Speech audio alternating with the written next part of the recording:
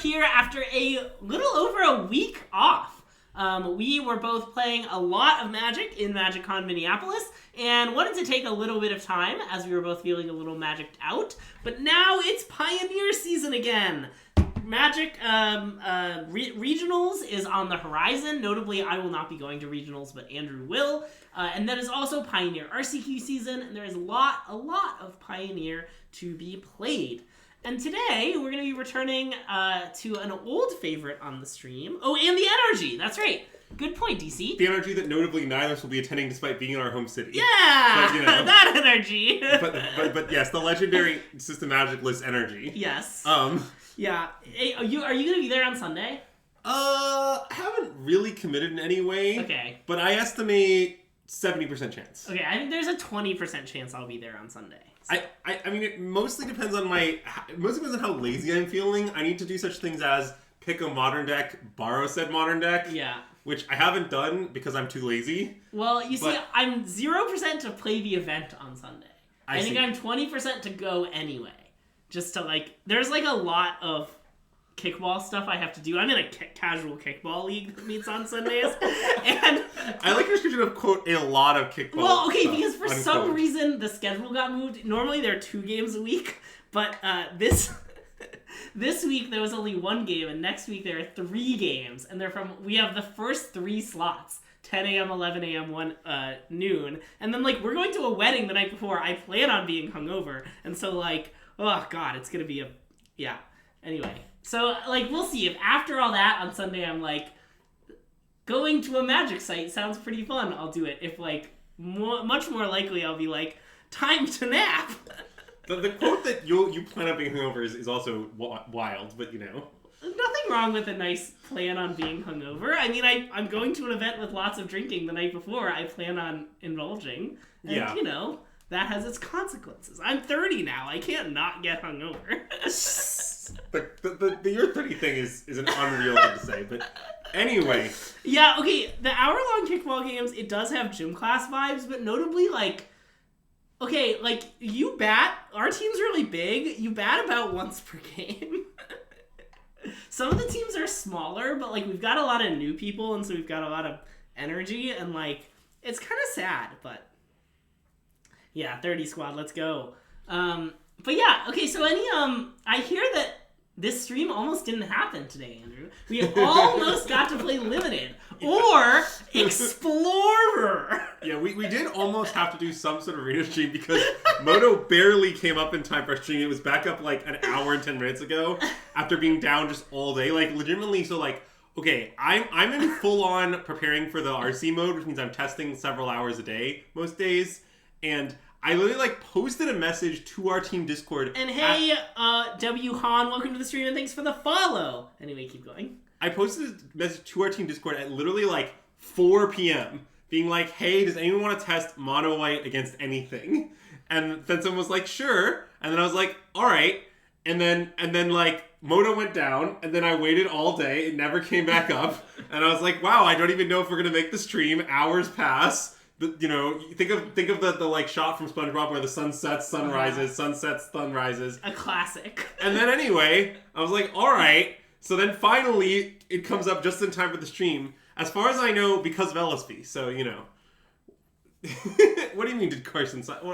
Two Shepard tunes with 4 occasions is a very, very sound number. You always have a planes, it's fine. I honestly have done no math on it, and I've thought about it 0. And I'm literally just playing this is literally just the mana base I was playing before, and I changed nothing. Yeah. So, I don't actually have an opinion on that. But anyway. So yeah, tell us a little bit about this deck, Andrew. It's a spicy list. Well, okay, I have several things to say to start with. First of all, here's my mono white sell.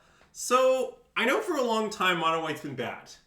But I think it might be good again. And I'm not sure. Okay. But here's why. The way I feel the metagame in Pioneer right now is Pioneer right now is in the state of, the best description I can give is the excluded middle. Basically what Pioneer is is there's black-red, there's a bajillion combo decks, and there's spirits, and that's the format. Mm-hmm. Gruul's gone, people aren't really playing much mid-range that isn't black-red. Angels? Angels is gone. Okay. It's all gone. Okay. I mean, if you tell me Gruul and Angels are gone, that's enough for me to want to play white. Well, that's the way I feel. Like, Yeah. Angels fell off a cliff, Gruul fell off a cliff. Like, I'm not saying you'll never face them. It's a wide format, but, Sure. like, neither is very popular. Yeah. And so at that point, I was kind of like, well, if all I'm trying to do is beat up combo and be reasonable against black-red, I think mono-white is a fine choice. Yeah. Now, whether mono white is better or worse than spirits, I think is kind of an open question in a metagame like this. I think it's better against black red in the pseudo mirror, worse against some of the combo decks such as Greasefang. Is overall that worth it? I don't know, but I think it's worth exploring. And the other thing is, Max McVitie, noted mono white aggro enjoyer, has been swearing by the card Knight-Errant of Eos for a while, and I think he might be right. I played a bunch with this card. I think it might be great. I'm not confident, but I like the weird thing about the card is it's very feast or famine. Like, it tends to be horrible or amazing with very little in between. Sure. But like the games where you play this card and it costs like 2 and you get a 4/4 and you put 2 cards in your hand is very strong. Yeah. Selling you and taking a turn off for attacking. Are you familiar with the card Venerated Loxlan? I mean, I don't really know what you want. I mean, my sell is, I think, playing 1 mana 4/4s that put 2 cards in your hand are good. Yeah. Like, I think that it has some awkwardness. One of the problems with it is that the matchups where it's hardest to cast are also the matchups where it performs the best. But I think, so I'm not 100% sold on it, but it's been good for me, is what I can say about it. And like, basically, like, it sounds like concerning when you're like, take turn off from attacking, but you're like, okay, you're taking turn off attacking, but you're putting a 4/4 into play. So like, I don't know, how much damage your attack actually dealing? Maybe like 6? Like, you make it up very quickly. Yeah. Is what I would point out. And the 4/4 costs like no mana, is the thing. But anyway, so I'm optimistic on Knight-Errant of Eos. I felt for a while, well, I think the no-brain is maybe right. Basically, okay, again, let's refer back to where I feel about the format. The way I feel this format is right now is, again, it's all combo. It's all combo and black-red. That's the format. Black-red mid-range, a bajillion combo decks. Yeah. Alright.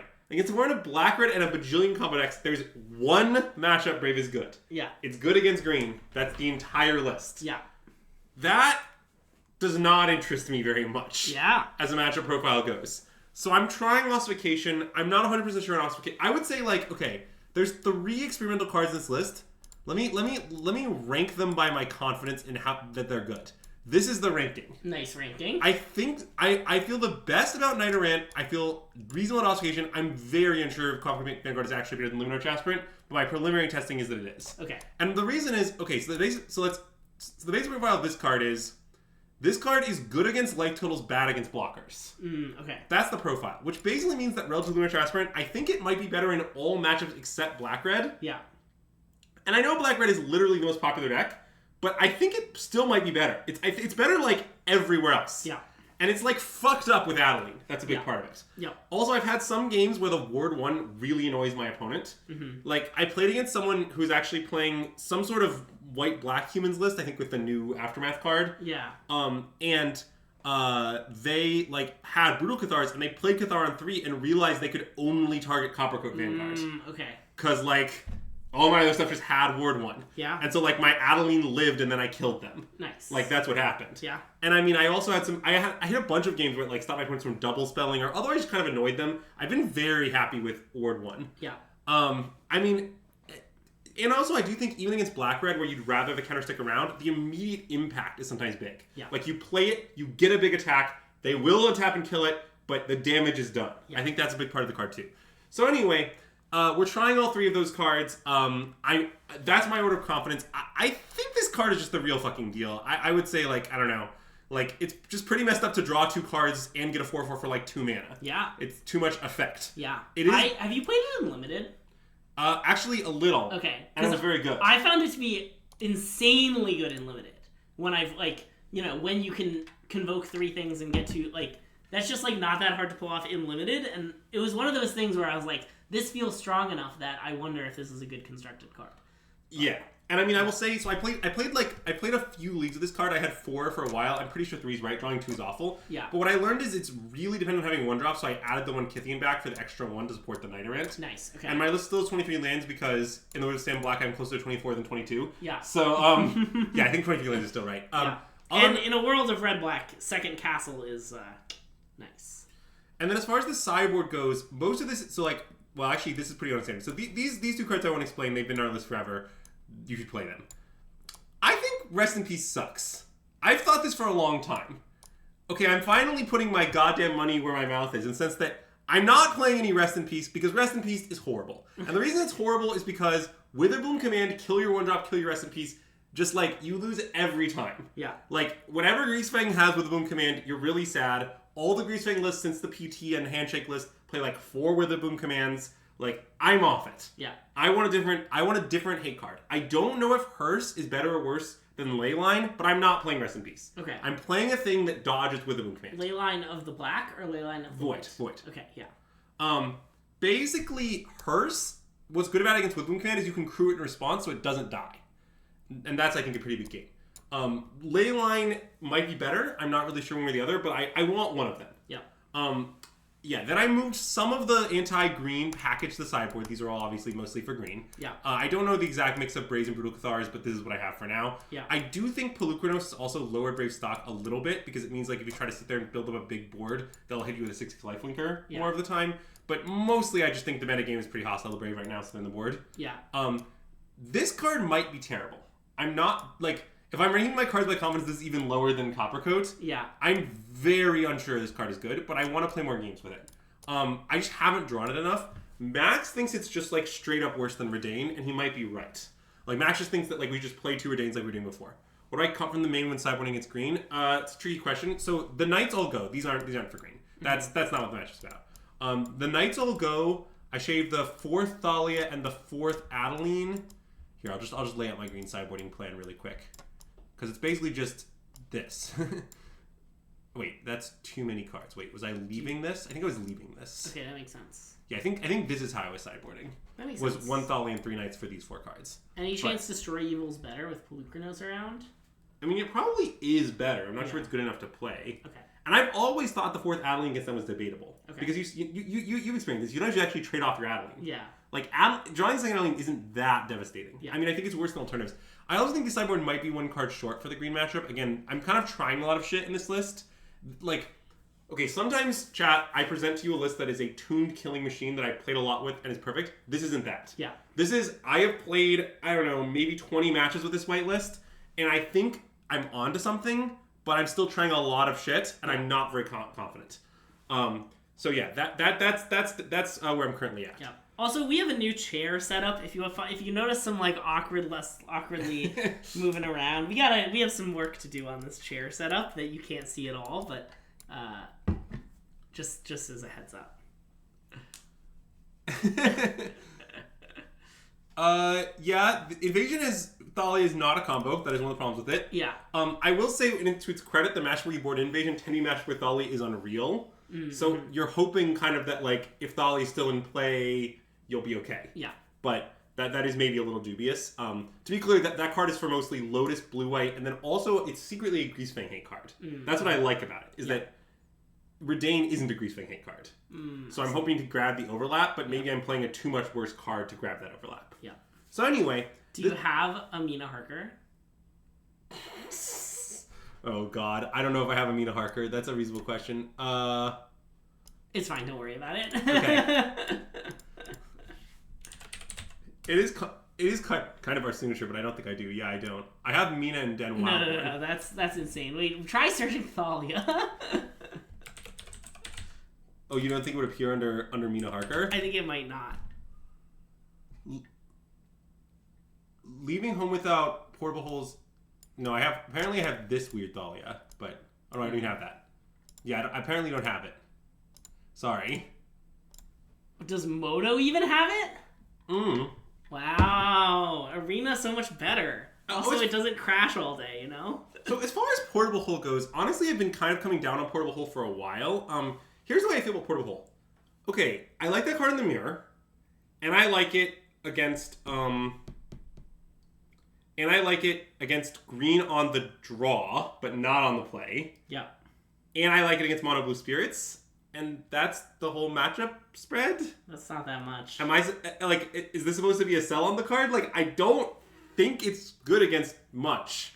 Also, Ossification is kind of Portable Hole. Yeah. Like, one way to think about, like, what I've done here with the configuration is, like, imagine these are 2 portable holes and like 2 deck stones, which is like a common set of Zumwalt cards we might play. And imagine I just put them into the main and then move these 4 into the sideboard, but the like overall config is kind of the same. Yeah. Like it kind of is. I basically think if you're playing this card, it doesn't make a lot of sense to play portable hole. Like how much of this do you really want? Yeah. Like not as much as you can get. Like you're playing a mono white creature deck. Like you need critical mass of guys. Yeah. Like I don't know. Anyway, so yeah, I have not missed portable hole at all. I don't imagine I will play portable hole as long as I'm playing ossification main. If I solve a wave ossification main, I might put portable holes back. Yeah. That's my take. All right, I think it's time to fire it off. All right.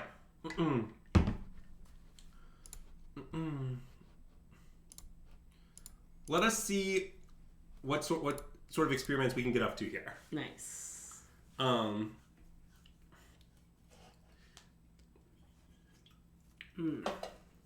realized the normal chat isn't up. Just the... Yeah, it's fine, but we can put the normal chat up. Yeah. Like, for example, if someone has redeemed any rewards, we wouldn't have known. Oh, we wouldn't have known? Oh, that's a disaster. Oh, yeah. See, Hydrate was redeemed. Uh-oh. I don't even have water. I just have soda. Hold on. Let me go get some water. Also, now that we've called this out, I definitely have to bring up chat. Okay, now we're set, right? Now we're set. Okay, yeah. Let me go get some water. Oh, what's the candle sponsor? I'll tell you in a second. I have to get water first. Do you want me to keep this hand without you, or? Oh, well, obviously, yes, so I haven't looked at it. Alright, the hand's asleep, so it's fine. Oh, okay.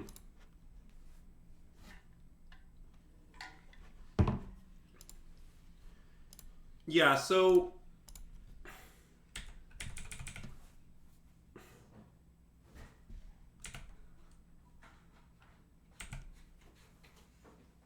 Ooh, nice hand. All right. That's a little awkward. Well, I assume our opponent's going to take Coppercoat Vanguard, which would be quite sad for us. Yeah. If they take anything else, I'm thrilled. But that would be kind of insane, though. yeah. I mean, look, our hand isn't that great against Thoughtseize. What do you want me to do, mulligan against Thoughtseize? Oh, yeah. Oh, look, false. another 2.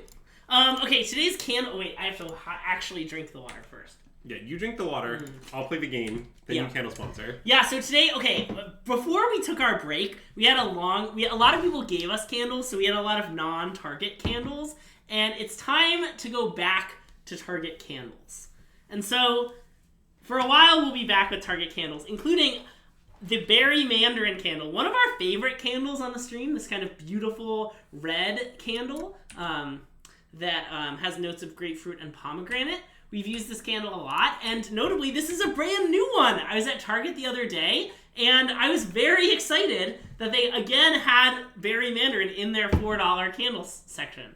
And so I was very excited to get some new Berry Mandarin candle. It's okay, I'm prepared for this. The candle sponsor has been changed. Yeah, we also missed our land drops. That part wasn't great. Yeah. Land? Okay, now we're dead. Now we're dead, dang. Drawing the second one of this card is almost always very bad. Yeah. And it's very bad here. So that was from Target's Room Essentials collection. Our new candle sponsor is from Target's Threshold collection, another favorite of the discount candle section. This is the Water Mint and Eucalyptus with notes of spearmint and geranium. For those who don't know, we are unofficially sponsored by the discount candle section at Target. We always have a candle going, and at any point you can type !candle to get a brief little description from me as to what the candle is. It's anyone's game over here. Anyone's game. Both teams fighting hard. My game, your game, chat's game. All right, let's concede. Their game, I see. It was anyone's game, Greg. Anyone's game.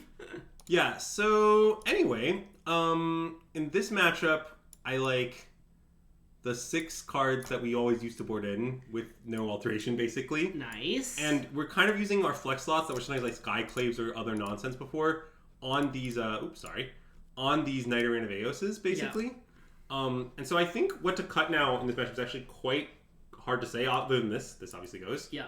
I think likely 1-drop should go in some number, but not too large a number. Okay. And Coppercoat should go in some number. This is not the match for Coppercoats. Yeah. They're good at tagging life totals.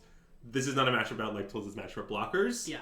So I think we want to cut like this or something. Maybe even more. Maybe all of them. And then like shave something down here. I think hopefully this is worse than Kithian, but it's competitive. Yeah.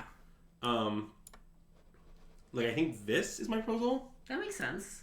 I mean, we could cut a Knight-Errant with the idea that we made it worse. Well, yes, but it's very good in this matchup, isn't it?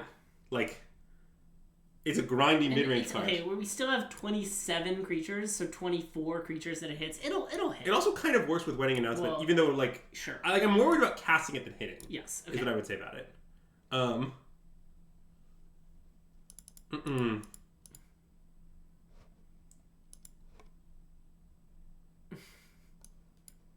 Okay, this hand is very weird. It's probably supposed to be a mall. You think so? But it's not obviously a mall. The issue is, if we keep this hand, we're kind of saying that every land we draw for the rest of the game will be a stone blank, which I don't like at all. I don't think Wedding Announcement Snapkeep is really as simple as the matchup. I kind of want to keep. I mean, it could be a keep. I meant that it's two good spells. It's two good spells, and we have a castle. Well, I know, but, like, the castle's not going to save us. Yeah, that's true. Like, if we don't draw a bunch of spells in a row, we are going to lose. Yeah. Is my argument. But, okay, I really don't think it's obvious that this hand is a keep. Okay, Chat? then I think it's time to mull. I want to mull, but I'm not sure. Basically, I just think...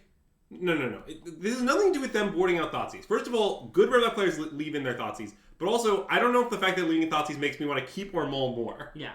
Like the Thoughtseize argument is very weird. It's like you might be like, oh, well, we want to keep more hands in Thoughtseize, which is true. But it's like, okay, is this a card in our hand? This is already a mull to 6, is my claim. Basically, like, I think this hand is isomorphic to the hand of Plains, Shephet Dunes, Castle, Thoughtseize, and Wedding Announcement, and I'm not sure it's actually better than the average 6. Yeah, okay. Like, is that better than a 1, 2, 3 and 3 lands? Like, that isn't that broken. I think it's a... Yeah, this hand's much better. Immediately rewarded for our plays. Now, what to tuck? See, I like Knight-Errant to use in the matchup. This is a horrible hand for it, though. Yeah. I think we should likely tuck it. Yes. I don't know how to answer the question, can we return Thoughtseize? The answer is easily. Yeah, this is definitely a tuck Knight angle. I think so, yeah. You don't like my planes art? But this is a great planes art. Look at this. Those are some literal planes. That is one of the more planesy planes. Also, here we should play Mutavault on 1, I think. Oh, okay. That makes sense. Yeah, because, like, if they Thoughtseize Thalia, then, like... And we don't draw another 2, then we can get them. Yeah, which obviously is all pretty unlikely, because I don't know why they take Thalia if they Thoughtseize us, but, yeah. Oh, yeah. Nice. Now we play the Thalia and we bait them savagely, because we definitely want it to die, but... Yeah.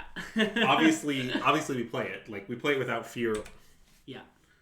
And I think if they... The question is if they both did Harvester, what do we do? Oh, interesting. They didn't do that. Okay. Interesting. I'm inclined to attack first. Is that sane? Because, like... Okay, so here's the argument, right? Like, we want them to kill it so we can play Wedding Announcement. Oh, yeah, that makes a lot of sense. And I think it's pretty likely that they're going to Fatal Push if we just attack. Okay, I'm down to attack. And if we miss out on 1 damage, okay, fine, right?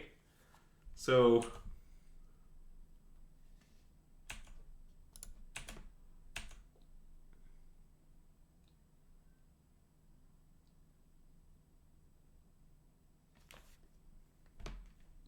Now they're thinking. Interesting. So now we're about to be presented with another interesting decision, which is, should we try to put a counter on our Mutavault? Right? Because they could kill it? Well, it is an utter disaster if they kill it. I don't think they're going to kill it. Yeah, I want to do it. Pretty maniacal, right? Yeah. Okay, I think they have the kill spell. I think so too. But yeah, let's do it. I guess the other aspect of this is they kill it, they're kind of dying. Yeah. Is the other thing. Okay. I don't know what they have, but if they do nothing, we're going to win easily.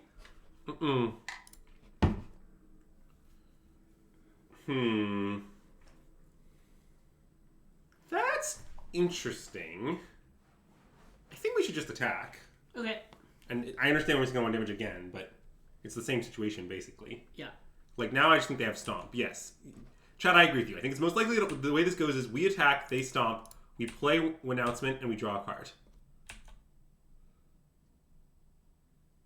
Well, I do agree with the statement turn 2 Thawing plays very good against red-black. Alright, weird. I mean, they should kind of know something's up at this point. Wow, okay. I guess they just savagely played around wedding announcement, which... Okay, to their credit, fair enough. Yeah. Well, the thing is, this isn't that bad for us because we're holding up Destroy Evil. Like, this is something I thought about. Like, is like, we miss on Evil damage, but, like, we only waste our mana if they just do nothing and pass. And at that point, like, what are they doing with their lives? Okay, so now, I think we should probably attack with only one of our creatures. Oh, because you want the token? Yeah, don't you? It's 2/2 of stats. Yeah. I mean, 3/3 when it flips, even. Do you not think that's right? No, I agree. Yeah. I'm a big fan of the heuristic chat of, like, if you're going to have Wedding Announcement in play when the turn ends, you should always attack with one creature unless, like, you're worried about Wrath or something. And I guess I'm a little worried about Wrath, but I'm not very worried about Wrath. What is this? It's a Kenzin? Alright, I guess they got us, kind of? I mean, I'm going to sack the Dauntless, obviously, but...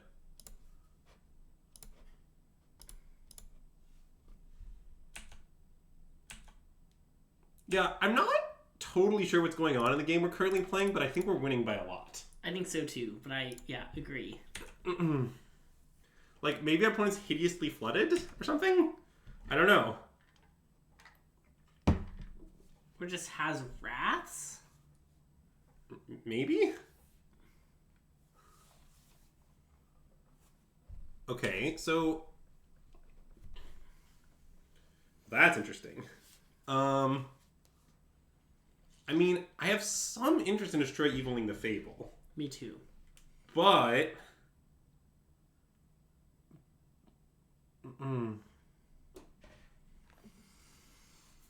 Well, but I mean, the issue is, like, do you like that better than, like, Lieutenant Fire at the Mutavault Bash for a Bajillion? Because it's, like, it's 4/9, it's 11 damage. I know then we're drawing a card, which is sad with Double Thali's Lieutenant, though. I mean, what if we just play Thalia's Lieutenant attack for 5, then destroy Evil the Thing? Yeah, and then we get the one which pumps both Thalia's Lieutenants. Yeah. It's just that we are getting to the point where we might be worried about Wrath and therefore want to draw cards. Yeah, I guess that makes some sense. Like, I think we might be at that Well, point. I guess what I was wondering is the best way to play around Wrath killing Fable? Oh, I think it is, but basically I'm saying should we attack with a human token and the Thalia's Lieutenant? Oh, I see. So either you don't want to attack with Mutavault. I'm down to attack with human token and Thalia's Lieutenant. Yeah. Just going like Thalia's Lieutenant, attack with both, destroy Evil the Fable. Yeah. Okay, I like that. Dom, the issue is the average run might actually be better than the 2/2. That's not the way to think about it. It's a 2/2 that costs 0. Tempo is very relevant. Like, these days in Magic, I don't care about cards in my hand, I care about stuff on the board. And the 2/2 is on the board. Yeah. That's the situation. And, like, these days in Magic, I am making a general claim. I believe a free 2/2 is almost always better than a card. And in this case, it's actually a free 3/3 in a sense. Because, like, it pumps and it... Yeah, like, this is an Anthem and then it pumps. But, yeah. Okay, that block, they have Wrath, right? Yeah. I mean, we should still kill this for sure. Yeah. But they just have to have Wrath. There's no way. Yeah, you draw a Grizzly Bear and 2 Lotus Petals is kind of the way I feel.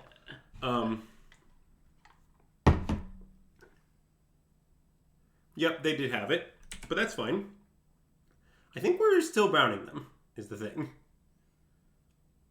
Because the way I most commonly lose to red-black postboard is they sweep me and then play Shieldred, and that's just, like, not beating us on any axis. Yeah.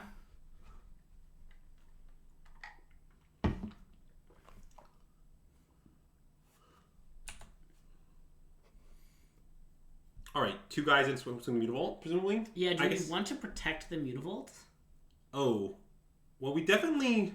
That works, right? Well, yes, but they will just kill it in response if they're going to kill it. Oh, good point. So we could attack with Mutavault, then play the 2 guys post-combat? Yeah. I get that that's kind of weird, and they'll use their kill spell on it anyway, but... I think that's what we should do, though. Yeah. I mean, I think they will... At least if this way with 2 mana, maybe there's a chance they wait for a better target. Yeah. I still think it's pretty unlikely. Oh, nice. So they might just, like, have Stomp. Or Power Word Kill, which does not kill Mutavault. Oh, that's true. Yeah, I think we should pick this. Yeah. It's slightly more vulnerable to another sweeper, but, like, I don't even care. Yeah. If they sweep us again, they're just, like, dead almost. Yeah. And with the castle, it's just, like, it's not beating us at all. Oh, it's Graveyard Guy. Yeah, Graveyard Guy does look kind of good against the Ossification we have. Your friend and mine. But somehow I think we'll be okay. Okay. Well, I think... Wait, so let's see. 3, 6, 9. So if we Ossification the Graveyard Guy and they have nothing, they do just die. Right? Yes. So should we just do that? So what could they have that they didn't cast last turn? I mean, it's just a kill spell that doesn't hit Mutavault, but then why would they do it on our end step? Yeah. I have, like, no idea. It has to be something very weird. But if it's Power Word Kill, what they just, like, didn't want to kill Hopeful Initiate or Dawn's Bodyguard on end step, they thought they were just going to do better. Like, that's so weird. It's possible, but... And if they have Power Word Kill, then we fire it up, they kill the Dauntless Bodyguard, they're, like, still dying. What if we animate an alpha first? I thought about that. So why is that better? Because I think the Nightmare scenario is kind of like... Oh, no, they can't even trade for the Mutavault. The Mutavault's Titanic. Yeah. Oh, wait. Maybe that's a great play. I mean, the Nightmare scenario is they kill a thing and then eat the 2/2 and take 6 down to 4. That's not that bad. Yes. And it gives them another turn. But we hold the Ossification. I'm down for that. I think, even though I think it's fine, I think we should do the Ossification.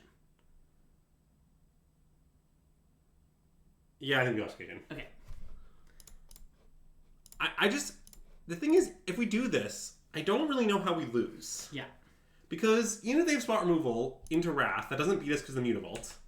And they can't have a spot removal spell that kills Mutavault because they would have killed it last turn. So they don't have that. Well, and I can't name the card. So, basically, like, this is like... And, like, I don't even think Shielded beats us is one of the issues for our opponent. Yeah. Okay. They had nothing and died. Nice. Field of Ruin. Classic Field of Ruin to Wrath, yeah. I would like to keep our deck the same. Okay. I don't think anything changes play draw. Okay. And I do think, yeah, this choice I think is still close. My biggest logic on this is I think the second Hopeful Initiate is often a bad draw against red-black. Even though having 1 to kill Fables and stuff does come up. Yeah.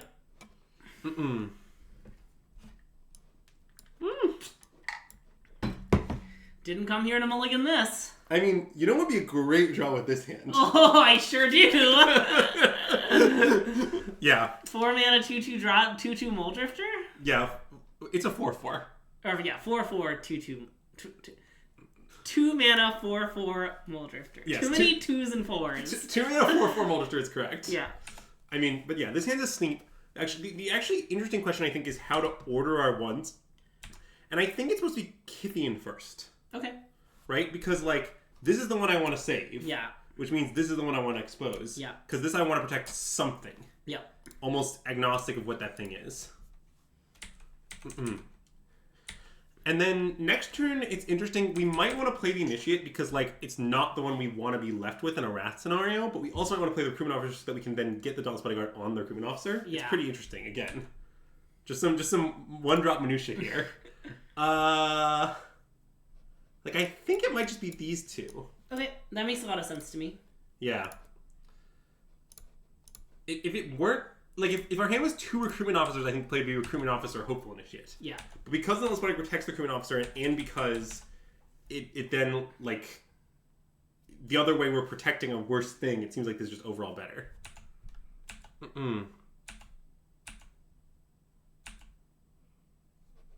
Well... I propose we relentlessly jam into Wrath and play both of I love relentlessly jamming into Wraths and playing both of our things. Yeah, so this by the way is a classic what would Max McVitie do moment. If you ask Max what he would do here, it's not worry about Ritual Sit and hold back a creature. It's play your shit. We actually didn't do what Max McVitie would do, though. Oh, you mean because we didn't tank long enough first? We didn't tank for about 8 minutes first. That is not a good play by our opponent. About to demonstrate why. Oh, yeah. That's true. I mean, maybe they're doing this because they're about to wrath us, but, like, I don't know. At least we get the Bone Crusher out of them in that case. Yeah. I mean, we're certainly not in a great spot to untap land into Wrath, although they had to play a tap land on 3, so they might have an untap land. But well, yeah, I mean, they might have played their tap land because they don't, Yeah. Yeah. Okay, so now things are a little interesting, right? Because the thing is, they could have a Wrath they couldn't cast, right? Yeah, because they did have to play another tap land. So the question is... So line 1 is to play Hopeful Initiate, attack a Gondra the Bone Crusher. Yes. That is maximally bad against Wrath. Yes. Right? The other line is to attack with just the 2/3 power things. Yeah. And then Recruitment Officer when they block with Bone Crusher. Yeah. How do you feel about that line? I sort of think that line might be better, the second line. It probably just is better. Because I think it just I think in this case, we should respect Wrath. Yeah. Mostly because it feels like they have it to me. Like, this play felt like they have it. Yeah. Like, I don't know.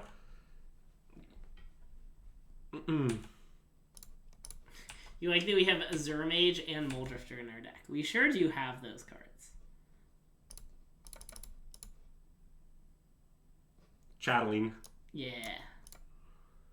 I started calling it this because because I think Oliver's team played 2 in their standard Esper deck, and we played 3, and they were hating on a bunch, so I heard that the defenders on their team were always referring to it as Chatteling. Nice. So I've now decided to call it Chatteling at all times. Love that. Oh. Huh. Okay. Now I don't know what to do again, because I'm still afraid of Wrath, because, like, I don't know, if they don't have Wrath, how are we losing? Yeah. So I kind of want to just play Hopeful Initiate and Announcement. Okay, that makes a lot of sense. The question is, should we attack with 1 or 2 things? I kind of like 1. Yeah, me too, I guess. Because I want to overcommit Thrath a little to make them do it. Yeah. Although, wait, our board is big enough. I want to attack with 2. Okay. It's more damage, and I want to draw the card. Yeah, okay. I'm down to attack with 2. I'm down to attack with 2. Land Activate Castle. That is too greedy. Land Activate Castle's maniacal. Did you say Announcement? Yes, that is the name of this card. I say Announcement frequently. Next question. Yeah. I feel like I've heard many people call it Announcement. That's just the name of the card. Oh, it's Sekensen again. I don't know that's why this is so funny to me, but just like something about our opponent constantly channeling Sekensen is just absurd. I mean, look, I guess we can play around that, but that's just fine. I think I'm gonna hold this. Okay. Because I'd rather play a different land, and I can't really imagine wanting N+2 lands in play. Yeah. I could in theory be punished by this, I guess. Like, if we wanted to, like, play this and use Hopeful Initiate in the same turn, but that's not going to happen. Like, right? Like, can we just agree as society that that's a fiction? Yeah. Also, using Hopeful Initiate in general is a fiction, though. Yeah, that's true. So now I think we should definitely play Chatteling and attack. Do you want to play Ossification or no? No, I want to channel Gonjo. Okay. Right? Yeah, that makes a lot of sense. Because the way you lose this matchup from this situation is your opponent sticks Shieldred. It's the only way you ever lose in this situation, really, and we can easily avoid that by holding on to Ossification. So yeah, I think if we had the castle, like if the castle was a Plains, this does make a 1/1 here, by the way. Moto was right for those people who don't know how that works. What was I saying? Something about... Oh, yeah. How you lose in the situation. Yeah. So, like, because I think we're just going to kind of comically beat this Ritual of Sight, actually. Yeah. And... You hold it for a Graveyard Guy. Okay, yeah. Good call. I mean, if they play Graveyard Guy, I'll be in an awkward spot because I really don't want to Ossification that. Yeah. But I guess I would. But now my opponent's about to learn the meaning of Castle Ardenvale, I think. Also, it's going to be a great draw here, Knight-Errant of Eos. Yeah. I'm just going to point out every time we reach such a game state for the duration of the stream. Nice. Do they board out Graveyard Guy? No. They definitely do not board out Graveyard Guy against our deck. It's actually one of their best cards against us, I think. Yeah. It's just a lot of stats. Okay, I'm going to play 1 land. I like playing 1. And I don't think we should attack into... We just hang out. Oh, sure. Okay. I'm in no rush. Can you teach us the true meaning of Castle Ardenvale? The true meaning of Castle Ardenvale is when you make 2-2s instead of 1-1s. The true meaning of Castle Ardenvale is the friends we made along the way. Oh, would you say like this friend that we made along the way? That was a great friend to make along the way. Okay. Our opponent's playing the Mutavault, which I do think is correct, FYI, to any red-black enjoyers out there. I think the Mutavault built is slightly better. I do think... I think we should play this and play the land at this point. Okay. I mean, we're just approaching the point where we're going to attack for lethal. Like, very soon, I think. Yep. Also, I guess Bali can attack kind of fearlessly as well. Well, that's true. Mm. And they could double block her with Hive plus Mutavault if they play land. Never mind, she's been a broad aid. Yep. Sure has been. Can we attack here? I don't think it's good to do so, but we could have. I don't really want to trade a 2-2 for 4 damage. I just think we can do better, is kind of my opinion. I don't hate attacking now. Now the situation has changed. I'm interested in attacking now. Yeah. Because they can trade for one and eat one and take... I guess that's kind of the same, so we make the Mutavault trade-off, but... I guess this is kind of the same as last turn, admittedly. But I want to attack. I'm with you. I also like trading with the Mutavault. Yeah, I guess, Chad, I was thinking that we could do better, but I guess that isn't really true because if they play a land, we can't really. So maybe I was supposed to attack last turn because it's actually the same. I was thinking that they would still only have one blocker, but like the Mutavault thing maybe means I should have attacked anyway. I don't know. It's close.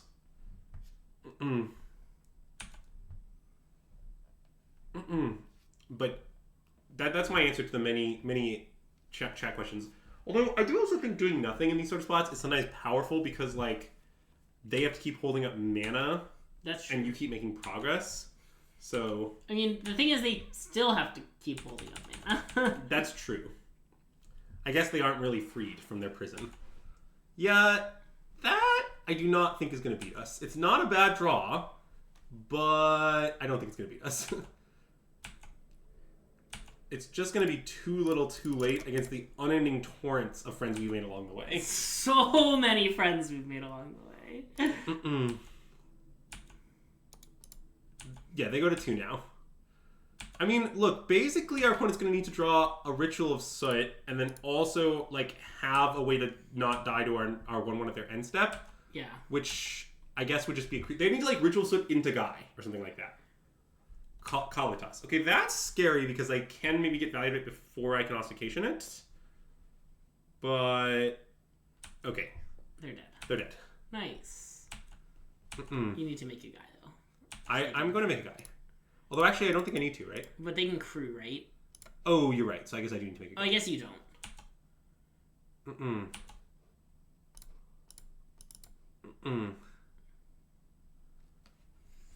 Really? That is a nice statue they have over there. It sure is. I appreciate its, weird headpiece.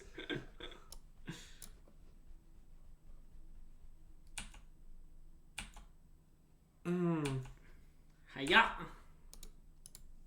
Attack with all our creatures, and that's game. Nice. So, I know we didn't draw a knight a single time. I maintain it would have been good a number of times. We drew lots of knights in the game we lost. Well, that's true. But, we never drew the mathematically perfect one Knight of Arrows. Yeah. Well, we did put the one we tucked in our hand with no 1-drop, admittedly. That's true. Well, I admit also, like, there's kind of a class of cards Magic in general that I might describe as you never want them in your opening hand card. And Knight is by far not the only card in this set. Like, just an example, when this deck played Brave the Elements, the way I felt about Brave is that I never wanted my opener. Yeah. Like, if I mulled to 6, Brave was going to the bottom, pretty much always. But... Oh, it's Death by Taco. Wow. Do you think that Death by Taco's got some sort of wild brew for us today? Wait, that's Burnt Taco, right? Oh, is it? Isn't Death by Taco also a person who we've interacted with, though? I think so. So this hand is awkward because the classic Agandro Castle Ardenvale, but I think this allocation is bad. Yeah. But I think we should still keep because we can just go Agandro Officer, Mutavault Officer. Like, it's not actually bad. Yeah. And, like, we're kind of in a situation where all lands are good draws and all spells are good draws. So, like, what could go wrong? Yeah. Agreed. Nothing. Okay. I'm just trying to silence all the haters and doubters regarding my fortifications. Really? We could probably cut a Chef at Dunes. I'm very willing to cut a Chef at Dunes. I honestly rarely have Chef at Dunes do anything. Also, now we're getting punished, by the way. We've just been punished. Well, I guess it's fine because there's a planes on the top, though. Yeah. I think experts agree. It's actually another icon. Oh no. Not another Goncho. What's today's candle sponsor? Great question. We've got a nice water mint and eucalyptus candle from Target's Threshold collection. We're back to Target candles after a long break for many non-Target candles. Attack and play another one, I think. And play Castle, right? Yeah. Greg, the council has been changed. Yeah, okay, it's fine.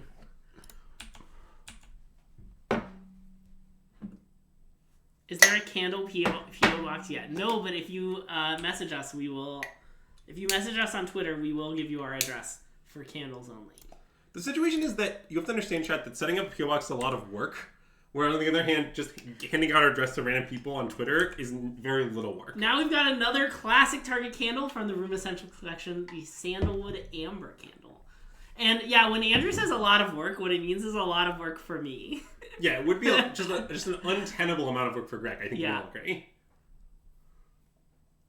Oh no, it's been changed again. Oh no, we are talking more about candles. Okay, we are going back to Berry Mandarin though now.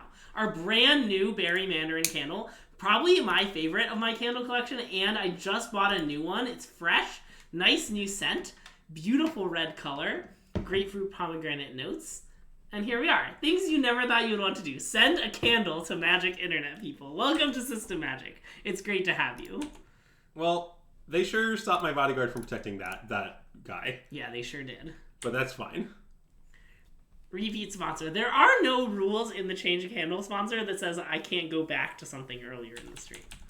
Yeah, Greg will be reasonable about it, but it is ultimately at his discretion. I could just switch between two candles back and forth. That did happen once, right? With the Anders mom candles, yeah. Yeah. All right. So I think we're playing in some sort of creativity type thing. Is what I believe this is. Yeah. Well, I'm saying that because I'm wondering if we should slam this. Yeah, I mean, they haven't had a Fable yet. Yeah, like, if you think if they had Fable, like, they probably would have played it? I think so. So, I think we should just slam it. Okay. Grizzly Bears. I mean, look, there's only one of these for a reason. Admittedly, this application isn't looking particularly inspiring either. Sure. But...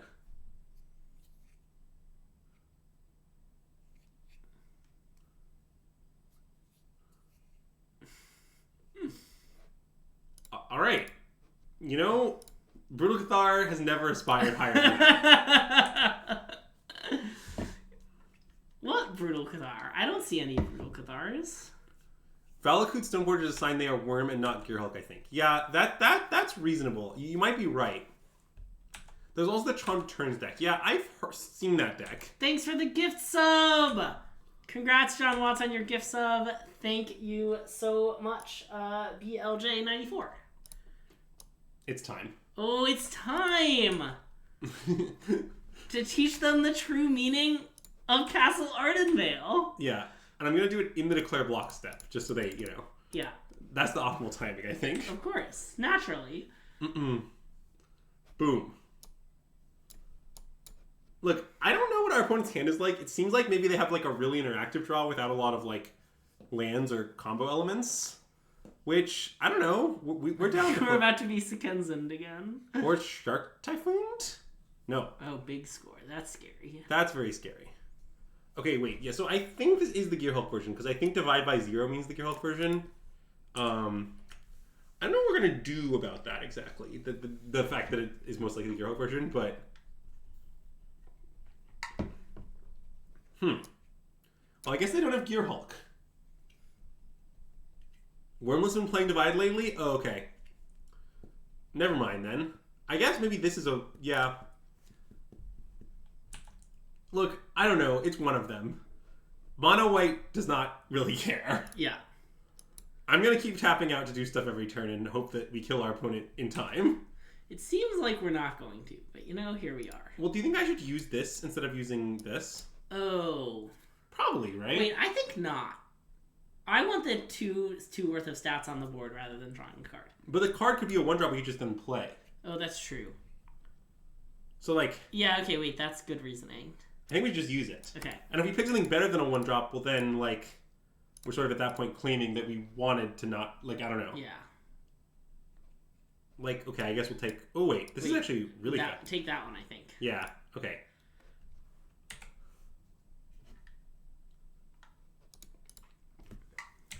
Well, I mean, chat, as much as we're not winning right now, I don't think we're, like, that far from winning. Mostly because it just felt like our opponents had nothing forever, and maybe they still have nothing. Like, I don't know.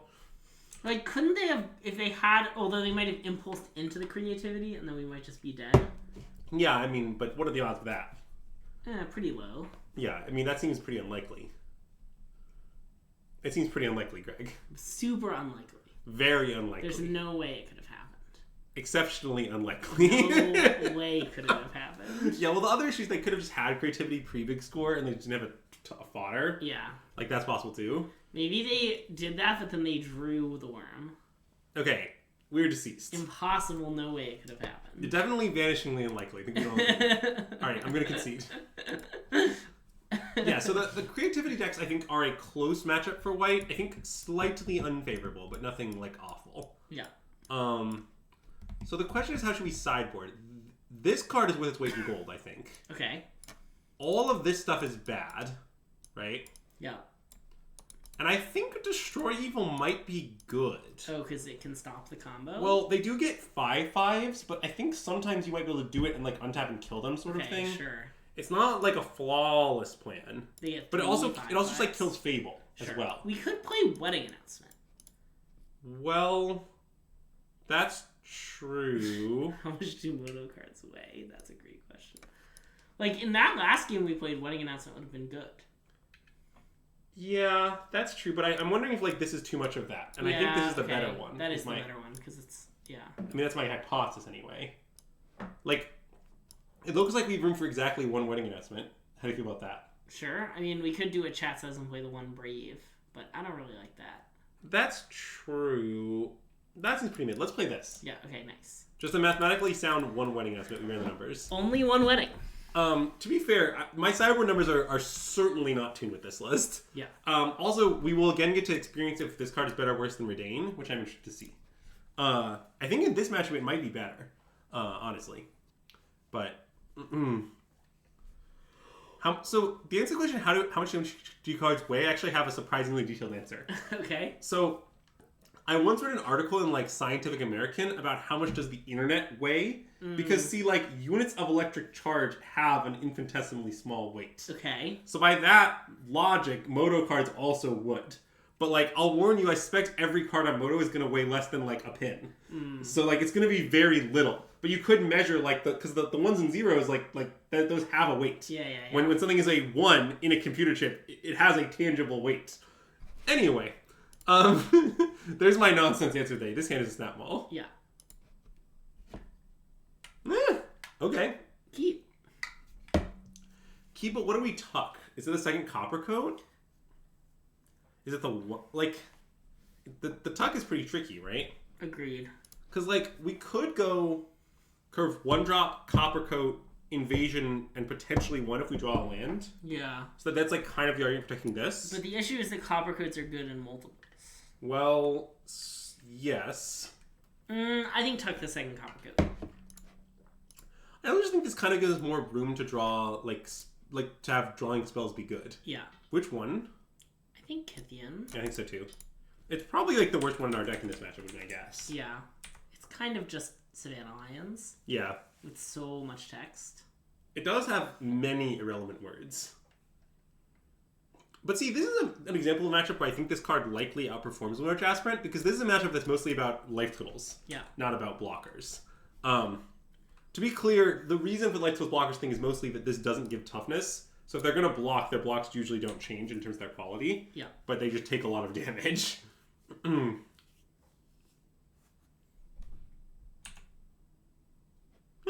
Okay. This?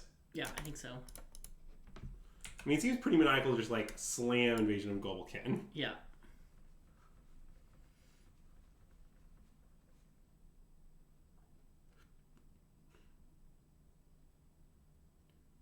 Sure. That works for us. I mean, if we draw planes here, we are off to the races. Yeah.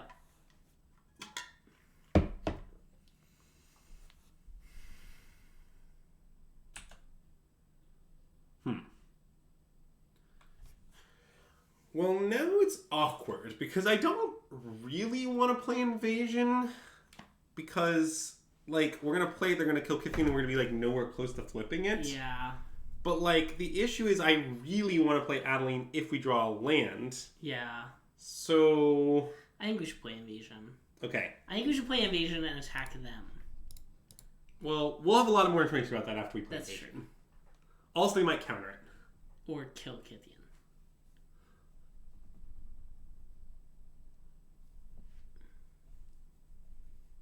I mean, if this gets Make Disappeared, I can't really complain about its inclusion in our deck. Yeah. Also, it's clearly outperforming Redain because we don't have a third land. So... That is true.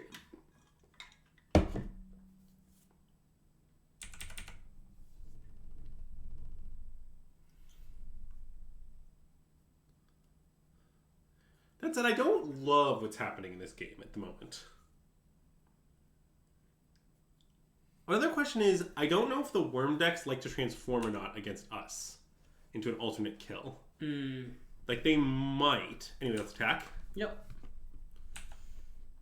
Nice paper-only play would be to play 2 1s. Oh yeah, the classic just slam 2 1s. Very, very, very strong paper-only play. And I think we should play this one. Okay. Because 2 is greater than 1. Okay. Is my reasoning. It's a classic 2 is greater than 1 angle. I know, Greg, what other Magic nonsense should we discuss while we're here? We talk about how great Nathan Stoyer is. Oh, you mean the greatest player of the modern era? Yeah. I mean, he's great. Yeah. I don't really know what more to say on that. I've known Nathan for years, actually. I think he's a really great guy, and I'm pretty happy to see him do well, to be honest. Also, I'm hoping to mooch some Nathan-related merch from him. I can't wait until we get our Nathan-related merch. I'm mooching Nathan-related merch off Andrew, who's mooching it off Nathan. Yeah, so that's really, really, really the biggest game with Nathan. But legitimately, yeah, Nathan's awesome. Definitely someone... I remember when Nathan was, like, as tall as my waist. So I've known the guy a long time. But... Yeah, I mean, this puts us dead to a big score into thing, but whatever. Yeah, unlike all our other lines. Well, we could either destroy evil. What could go wrong? Nothing. Foolish. I mean, to be clear, I don't think I'd put this card in if I didn't also have someone just killing Fable straight up. Yeah. Like, the mode of stopping the combo is definitely secondary.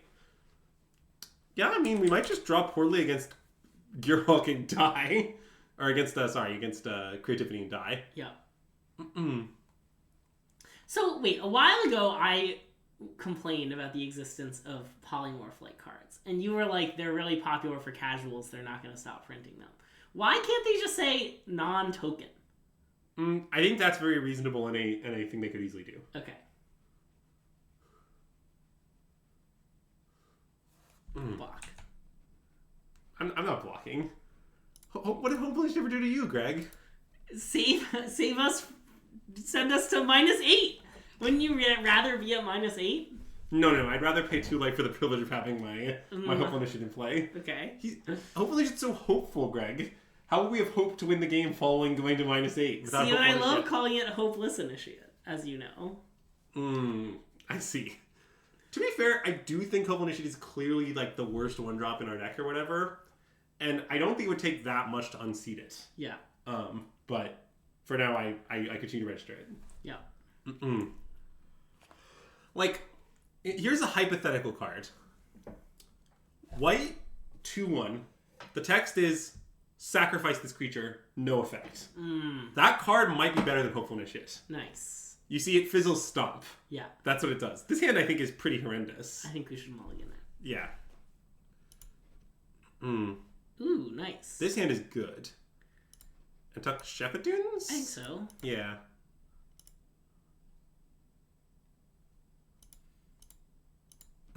What's our opinion on Skrylev? I think it's bad. Yeah, agreed. I mean, I can give a more complicated explanation, but my short answer is I think it's bad. Here's my argument. So, what turn would you say that you want to play Skrylov in this deck? Because if you play it on 1, what happens is, like, your clock is a lot slower. Like, the point of Savannah Lions in general is that if you play them on 1, they're worth, like, 6 damage or whatever. And so if you play it on 1... Oh, no. If you play it on 1, it, like, substantially slows your clock.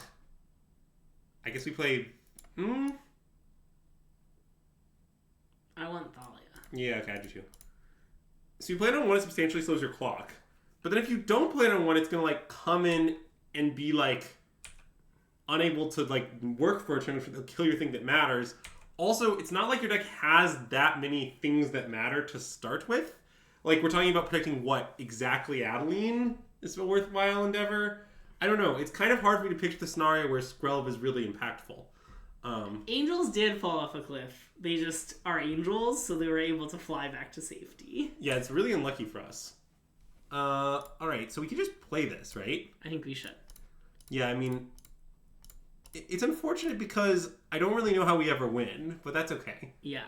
We can. And also for the Lone Lion question, there are 2 big issues. 1, I don't think it is legal in Pioneer, and 2, it's not a human. Yes, I think if a theoretical human Lone Lion would be of some interest, but that card both doesn't exist and is illegal, so it doesn't have many problems. Yeah.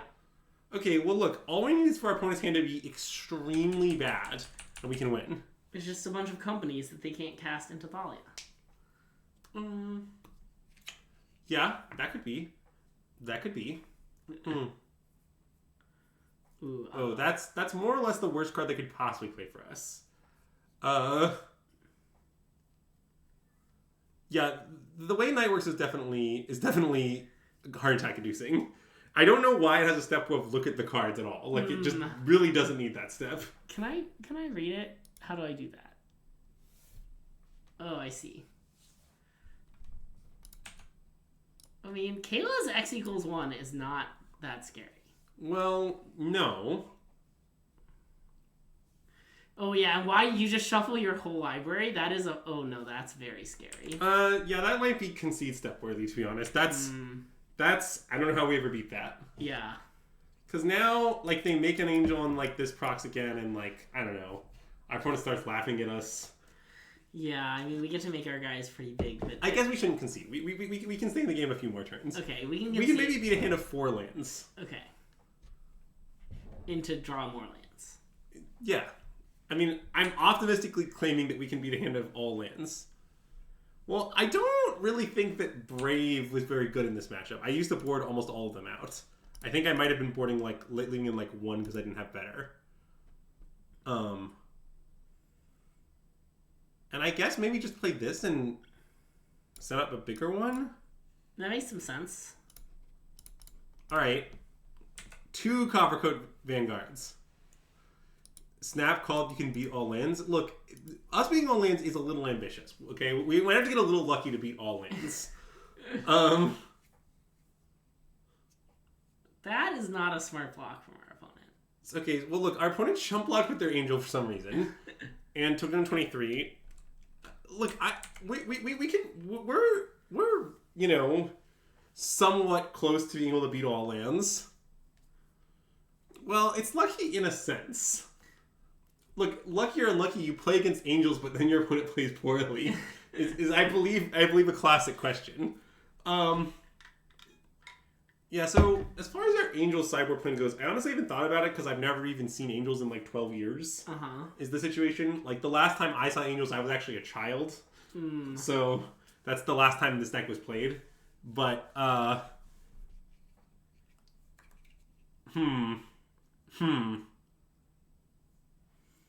yeah, our opponent did whiff in a sense.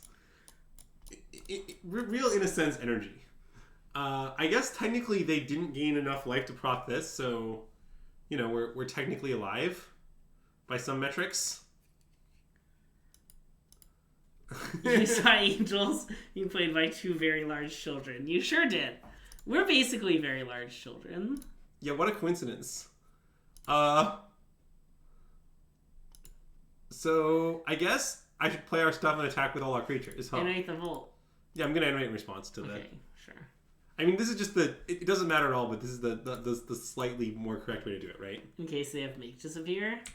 I don't know. Yeah, I mean, that one comes up, but just in case they have something weird. I mean, now I assume we alpha. What could go wrong? Nothing.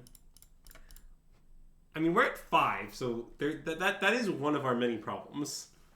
For example, I'm not sure we can win if our opponent just, like, blocks any 2 random things. It's lethal if they don't block me. 10, 20... Yeah, this is lethal if they don't block at all. What? We just need them not to block. I mean, who hasn't clicked their blockers a time or two?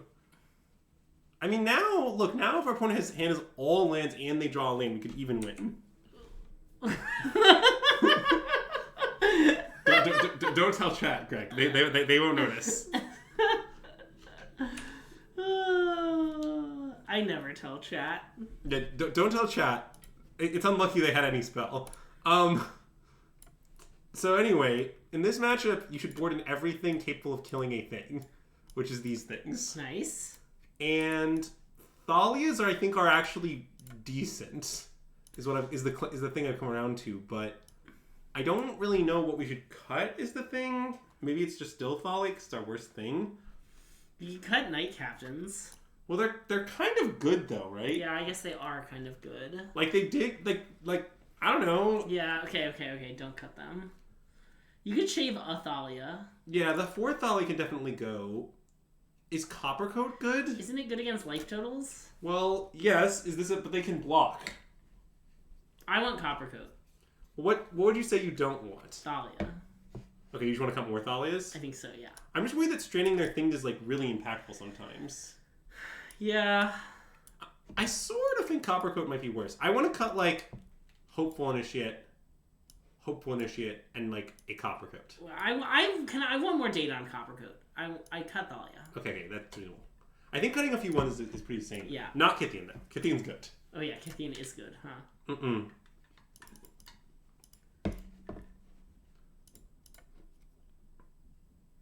I mean, okay. Not a perfect hand, but... Perfect. If the Angels deck just misses beats, which it does frequently because it's a terrible deck, we could win with this hand, for sure. And this, I guess. Yep. Like, this is our... In terms of damage per second, this is our fastest possible draw. So... Now, is that good against something that gets a life gain theme deck? Well, look. Yeah, I don't think that the killing portable holes thing is incredibly real. So wait, do we want to play 2-1s? I mean, I think we probably do. So we'll play 2-1s into Adeline into Vanguard? Well, it's tricky because, like, wait, the Vanguard might be more damage. Right? I like the Vanguard because of the Adeline token thing. Yeah, like, I think that, like, this... So it's like, okay, wait, we should really figure it out. Yeah. So playing the Vanguard essentially is 1 damage this turn. Yeah. And then next turn it's 1 on this, 2 on itself, and 1 on the Adeline token. So it's 1 and then 4, so it's 5 damage over 2 turns. Yeah. If we play these 2, then next turn it's 4 damage. Yeah. So it's only 1 less damage next turn.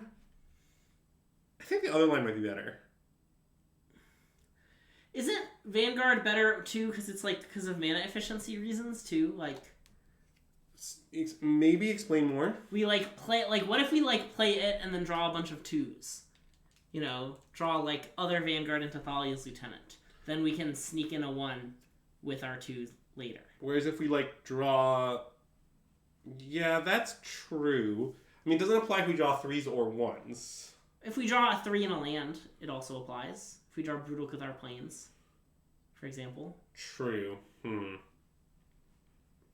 we can play Coppercoat Vanguard. I don't know if it's right or wrong. It seems pretty close. I don't either. I think it's very close.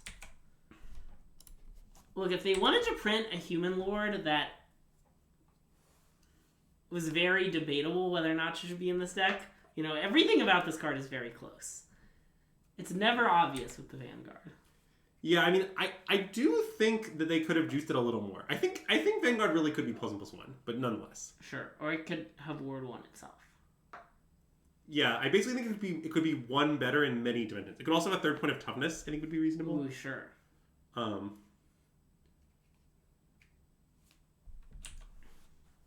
Okay. Oh, wait. That's very interesting. 1/1 errant. Yeah. I want to do that. That sounds, like, really good, right? Yeah.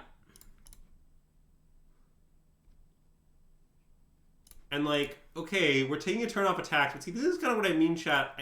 We're going to make up this turn off very fast.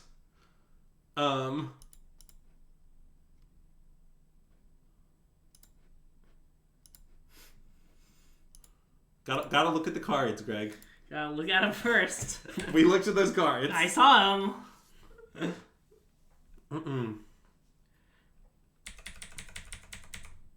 I guess I shouldn't F6 because I could want to sack my bodyguard protecting nothing. But, you know. See, I sort of wish our Coppercoat Vanguard was Thalia. Fair. But that's neither here nor there, really. I also used to board in Redanes in this matchup, and I didn't board in Invasion of Gobelcon, but I think that's reasonable. Yeah. I sort of wish our Coppercoat Vanguard was Thalia. Alright, sorry. No, I think you're right that getting more data is very reasonable. I'm just trolling you. It's fine. You may continue.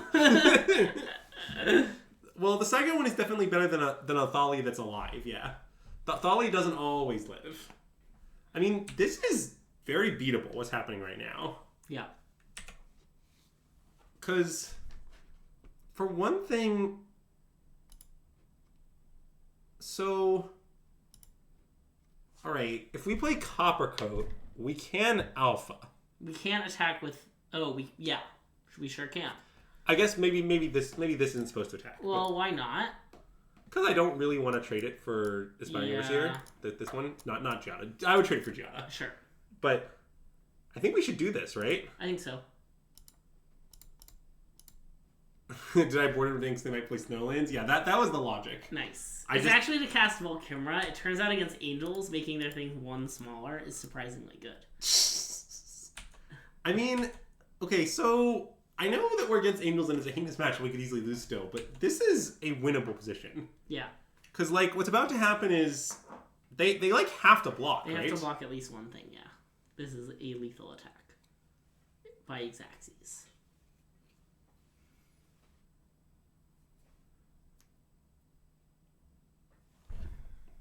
Maybe Coppercoat Vanguard's the nut, Greg, you know? Why was I complaining about it? Obviously, it's just a great card. They probably just had Bishop Giada lined up in their hand.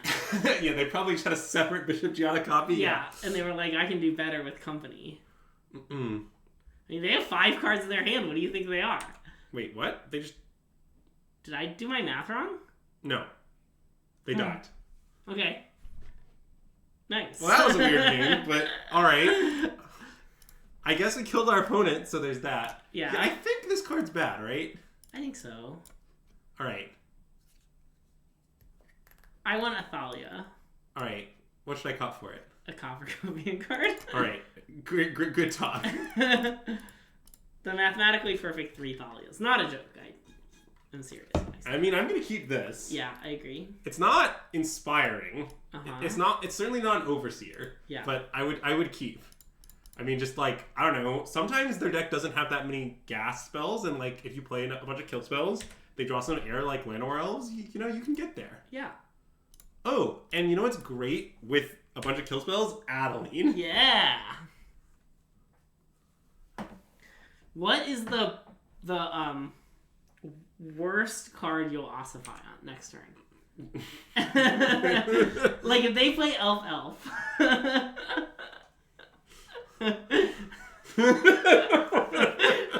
And we draw like a land or something. Uh-huh. I mean, I think I would consider ossifying it. Okay, well, we're gonna ossify Giada. Okay, sure. I mean, that's an easy one. I guess I can attack first. I don't know. Put the Fear of Castle Ardenvale in them. I mean, I guess if they trade, it's kind of a disaster for us, but they're not gonna block. They're not gonna block. Also, I guess it's really not that bad. We probably can just curve Brutal Cathar into Adeline. Yeah. We probably still don't have to play a naked Adeline, as it were. Dune's looking fantastic here. I'm not sure what that comment means. Certainly our Dunes has not harmed us much. Yeah. I mean, I don't really know the number for ossification. I've done no math and thought about it none. So I'm not at all married to the second Chef at Dunes. I'm just playing the exact metagame I was playing before without thought. But,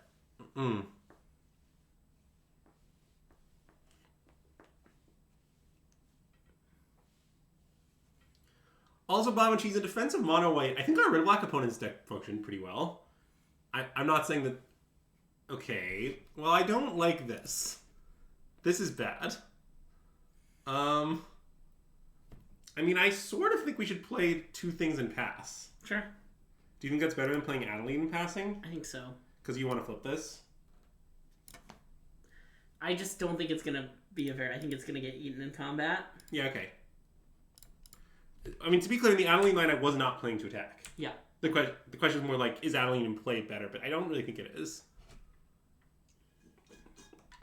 I mean, maybe we're supposed to ossify an elf instead of Giada, but the fact that Giada's has for mana just like makes that seem pretty maniacal, I think. Yeah.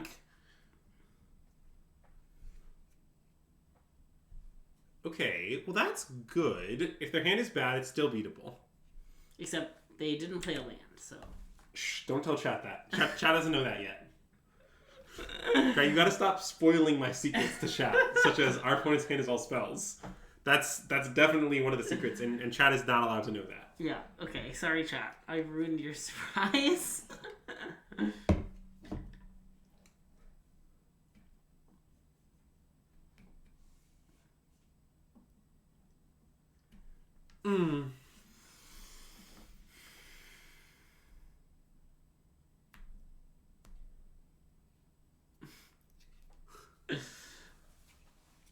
Why is our opponent thinking so long about this? Okay. What are they doing? Are they exiling ossification? Are they hitting Coppercoat Vanguard? Are they going to pay Ward 1 and hit Kithian? I have no idea. Unknowable. I hope they pay Ward 1. Opponent looking for ways to lose again? I mean, get him. Get him, Ward 1. Teach him a lesson. Boom. Ward 1. They've been so Ward 1'd. I've never seen someone as Ward 1'd as our opponent is right now. Yeah, me neither. Alright, well, I mean, I think we should definitely play Brutal Cathar this turn. The question is mostly about our attacks. Yeah. Do they exist? I think we attack with everyone. Yeah, I think you're right. If they trade for Coppercoat Vanguard for either of these things, it just has to be fine with us. Yeah. And they're low on land. I'm fine with them trading Mystic for Recruitment Officer. Yeah. Great. Easy Lavax. And now, here's the plan. We play Brutal Cathar, we exile Righteous Valkyrie. Yeah.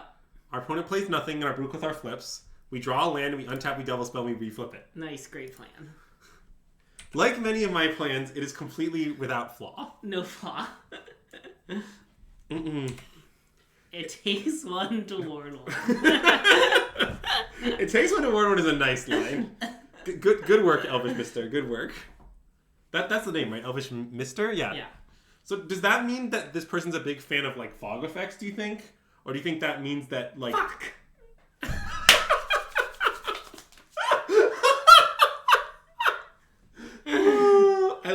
I like the just audible fuck from Greg. Oh, man. Oh, I'm sorry. No, I forgot that was you. Yeah, my bad. You mentioned this before. I forgot. That redemption money can buy. Wait! I have something mean to say. It's something I've said something mean about before. You know what was the funniest part of my day? Hearing all about Moto crashing. Because Moto being awful brings me joy. In a sick, twisted way, when Moto suffers, I find joy. Because Moto is dumb. And the fact that PAX opening caused it to crash for a full day is so funny. And I'm laughing at the misery of people who were sad. I think laughing at misery is pretty mean, right? That's pretty mean. Okay. I think that was sufficiently mean. I think just this goes in. Okay. It's a classic recruitment officer only getting It was multiple days. Well, so Greg, on Sunday there was a downtime where they attempted to fix this problem, and what you should know about that downtime is that it failed, and the problem persisted. So that's why they then disabled Limited, because Limited wasn't working because of the pack opening not working. So then they re-brought it back up. It's so funny. To be fair, this is one of the... Yeah. I'm aware that it was multiple hours. I'm so glad, Andrew, you got to do other stuff with your day than play Moto. Are Braves in? No. Well, they're not, because the issue is that Angels has a tendency to gain a lot of life. Yeah. So... Streamers couldn't work. They could stream other things. When Moto's down, our stream gets so much better. I don't think the viewership numbers would agree with you on that claim. Yeah, but the amount of fun I have... And that's the most relevant, the most important part of our stream. Me having fun. The classic, how much fun did Greg have metric. You know, if our opponent's hand is 2 lands, which it certainly is not because they missed a land drop, we could definitely win this game, I think. Uh-huh. Okay. They could have 1 land. If their last card's a land, we're in it. If their last card's any spell, I don't like our chances. Yeah.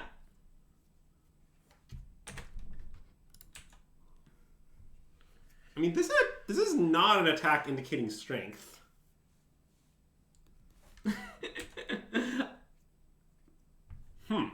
Okay. Well, I was wondering if we should use Shepherd Dunes. But that seems maybe better.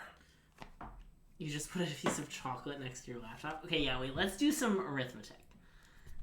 So if we Shepherd Dunes... So Shepherd Dunes Alpha, well... Let's first start with straight up alpha, right? Yeah. So then they can block this and this. So you don't have to block that much stuff. They can like chump this and chump this or something. Yeah, and also they might block Brutal Cathar. And they can like use Angels. It does not look that good. Okay, yeah. Does it? I don't think so. I don't think it's that good. No, I mean it does get better once we if we get the 4/4 out of here.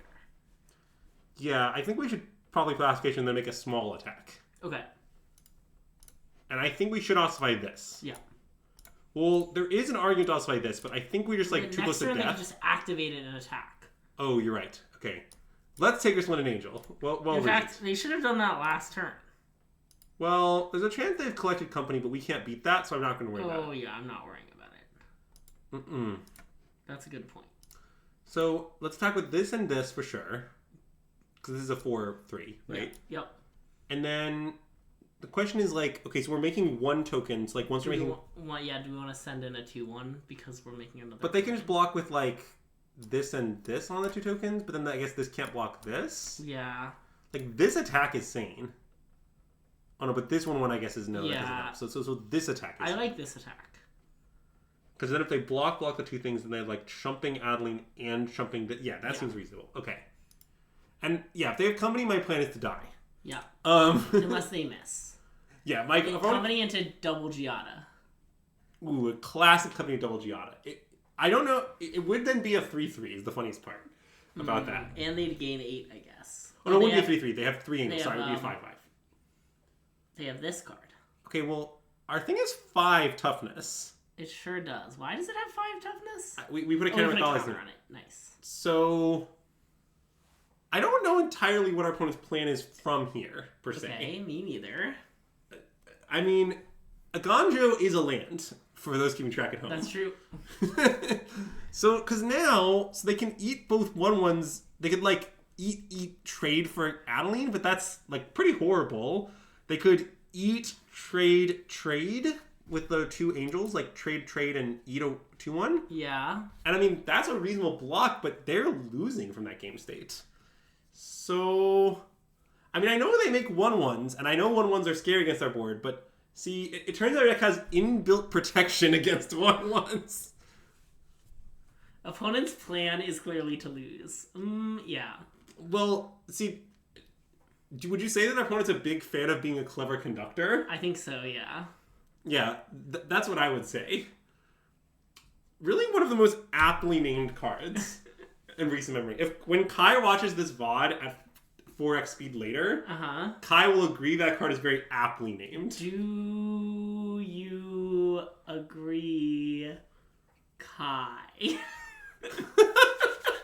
Uh-oh. Also, this is that they've drawn the worst possible card for us.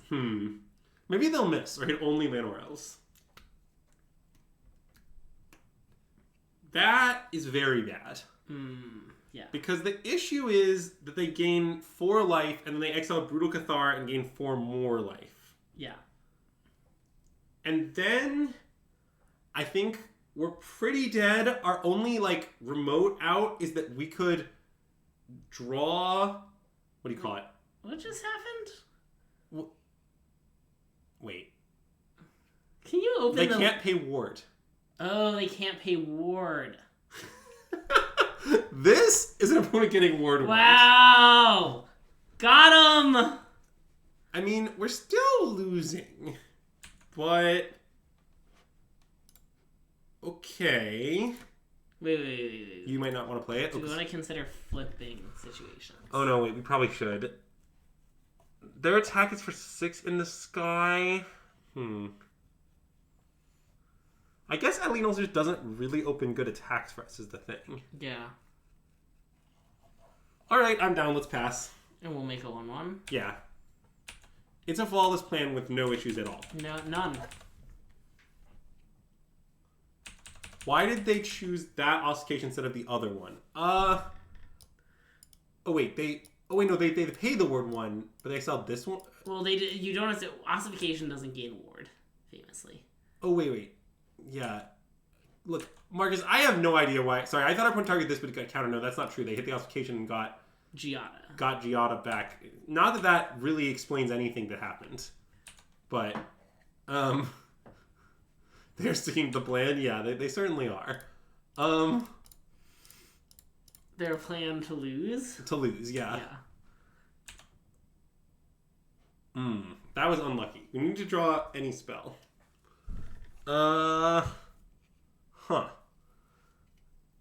Well, we can't really attack, I think, still. Right? I think we're in the same spot we were in last turn. Well, we could use Shephet Dunes, I suppose, but this as a 5/5 first strike still doesn't have great attacks, I think? Well, wait, because if... Yeah, they could, game block it with, a bajillion things. Alright. What could go wrong? Nothing could go wrong. Nothing ever goes wrong. I mean, the card we really need to draw is we need to draw Knight-Errant into Brutal Cathar. Yeah. And then we play Knight-Errant, we play Brutal Cathar, we exile a thing, then we pass turn, we exile 2 things. And then, we can maybe win? It's a firm we can maybe win following that. Love maybe winning. Look, say what you will about the creature our opponent chose to free and how it was clearly the wrong choice, but this Giada is giving us the business. She sure is. Okay. Well, I mean, let's cast that, leaving up 3, I think. We could try and hit both remaining Brutal Cathars. Yeah, I think that's what we should do, right? Just tap 3 things? Wait, what if we tap 5 things? Why is that better? In case we hit Brutal Cathar. Sure, we can tap 3 things and hit Brutal Cathar. But then we can't cast them both. Oh. You're saying we might need that to win? But wait, I'm worried that we're dying on the ground. Yeah, okay. You're right. Yeah, too many clunkers. I think we just need to do this. I think I want to tap the Vanguard. Sure. And then this? Sure. I mean, I think if we hit a Brutal Cathar here, we could maybe win. Yeah. I do use the term we could maybe win a lot on this stream, I admit.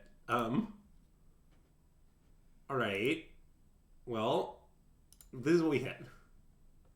Sure. So now... I mean, if we... Let's see. What's their highest toughness thing? I mean, I think we should play Adeline. Okay.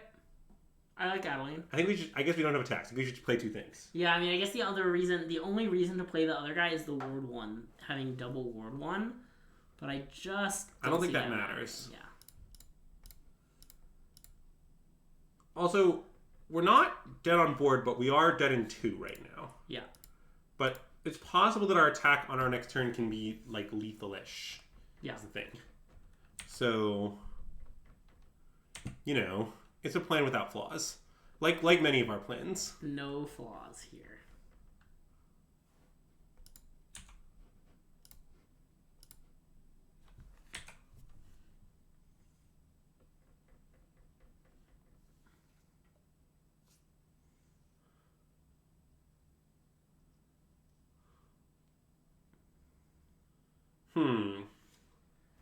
That's a card we can maybe never beat, is one of the issues with it. Mm-hmm. It is any spell. Yeah, that's a major reason. Well, we could maybe beat Llanowar.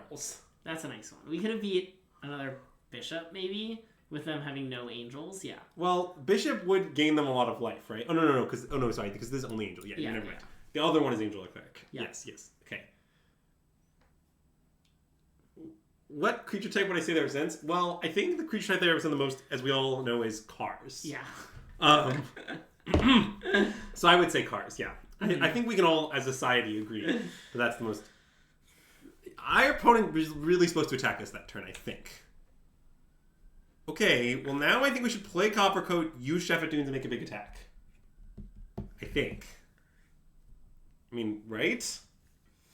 Because we could say go and try and flip our thing again. What we could do is use Recruitment Officer and hope to find a Brutal Cathar this turn. That's true. But I think the attack is pretty strong. Okay. Because everything has 4 power. Yeah. If we make this attack, right? Like, so at that point, like, they need to make a lot of blocks. Okay, except the illusion. 1, 2, 3, 4, 5, 6, 7, 8. So they have to block a thing to not die. And then we're dead on the crackback.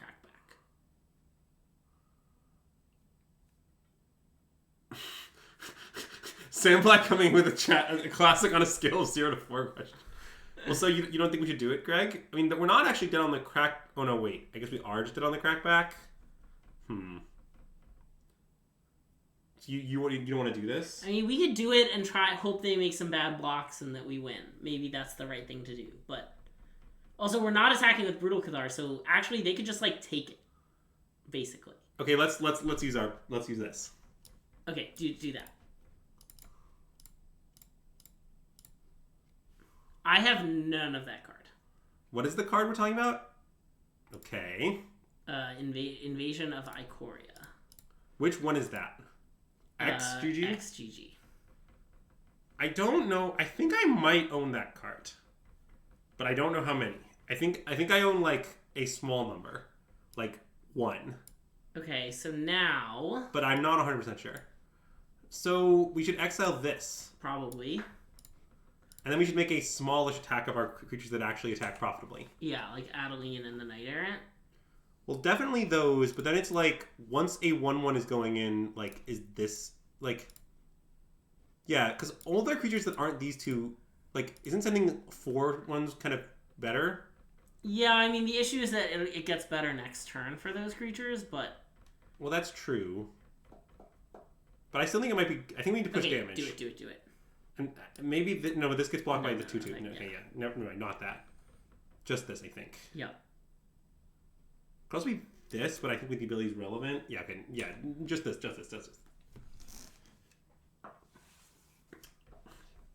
It's impressive how much we need our opponent to make mistakes in this game, and then the outcome is still very much in doubt. Yeah. Look, I'm not saying the Angels matchup is good.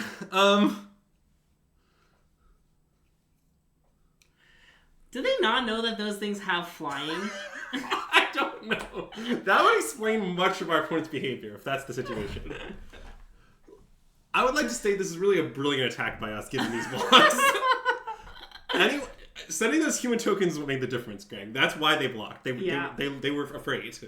And we successfully scared them into blocking. I mean... They're still going to win. They're 100% Yeah, I know. Our opponent's going to, like, draw That's Kalos.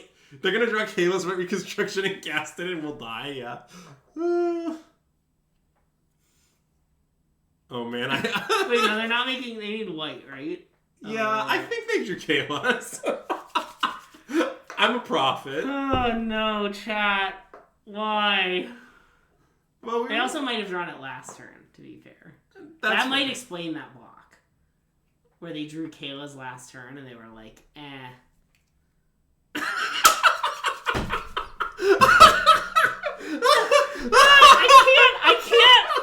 I can't.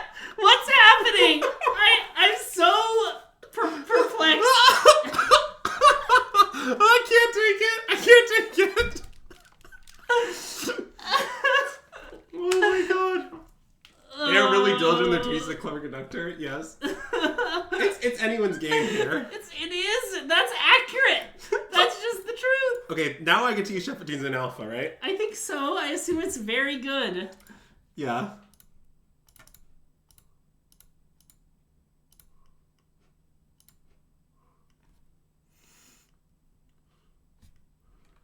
All right. So this is going in. This is going in. This is going in. This is going in. This is going in. Those are obvious. Okay. So Then these are both. So that one's a 6/6. 1, 2. They can't even kill the 6/6 if they put all of their stuff. Oh, it's a 6/4. Sorry. So they put 3 things on it and block the 12 power Adeline. They take lethal, right? Well, let's make sure. If they So it's 5 plus 7 plus another 5 is 17 plus 4 is 21 plus another 4. Yes. So wait, I think then so that includes this can attack, and then I think this can attack too. I think it's alpha. Yeah, because they also have to put 3 things in. No, they could put 2 things in front of that to. So if they put 2 things in front of that, block Adeline, Knight-Errant of Eos. Then they take 11, 12, 13, 18, 22 plus another 4. Yes. Yeah. So they cannot take down either. Plus another 3, but yeah, do it. And they this should be fine. Send it. Send it. Mm-mm. Greg and Andrew lose it. Like, I was already a little, perplexed by life coming into the stream, and now I'm much more perplexed by life. What? Oh, yeah, I remember. Sorry. It's not actually that important, but it is something I will not discuss on stream. Yeah, it's fine. You can ask me afterwards. I would just say that Greg's perplexation is legitimate. That will be my only commentary on the matter. Thank you, Andrew. Now they're gonna Kayla's again and win.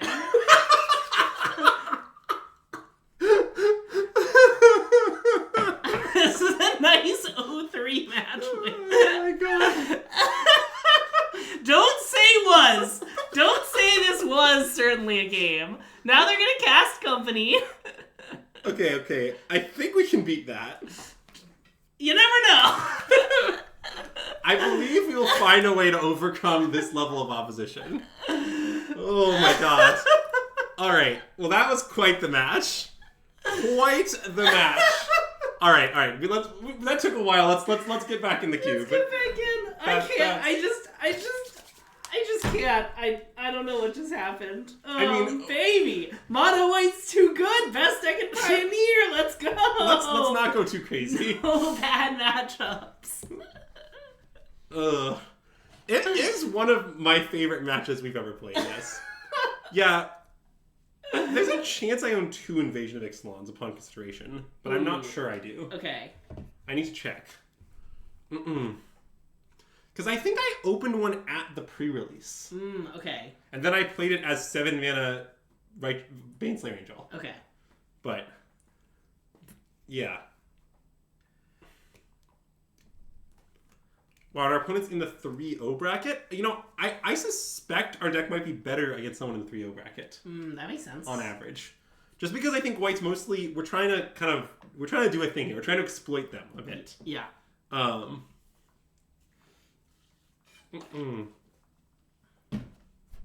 our hand is quite solid, I think. Yeah. It's above average. It's a keep, but not a sneak. Yeah. I agree. It's definitely held up by having 2 of, one of the greatest cards in Pioneer. Mutable, yeah. Mm-mm. Do you know Mutable is a human? I did know that. And therefore gets +1/+0 in Ward 1. Did you know that it's a demon and therefore can't be power word killed? I did know that. It's also an angel and a who knows what the third one is. Yeah, Devil? Maybe? Yeah. Anyone know what Tice power word kill kills? Because the angel's the only one ever that comes up, so...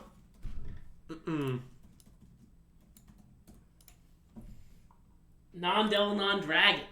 Ah, okay, well it is also a dragon, coincidentally. It's convenient that it's dragon because we didn't know the third type, but it happens to also be a dragon. Yeah. Whereas, for some types that might not be the case. Yeah, true. Demon Devil come in rack stack, yeah, that's true. That's true. So it doesn't kill Mayhem Devil? Yeah. Wow, the card sucks. I mean, I think I slam it. I like slamming it. Mostly because it gives the possibility of playing Criminal Officer and hitting with a Mutavault next turn, which is pretty real. Or maybe Ossificationing, but probably not. So our opponent just took the hit, which I assume means they're playing to kill Coppercoats. Yeah, I assume that that's what that means too. But that's fine. I mean, it's like taking 3 damage to kill it, but like... Well,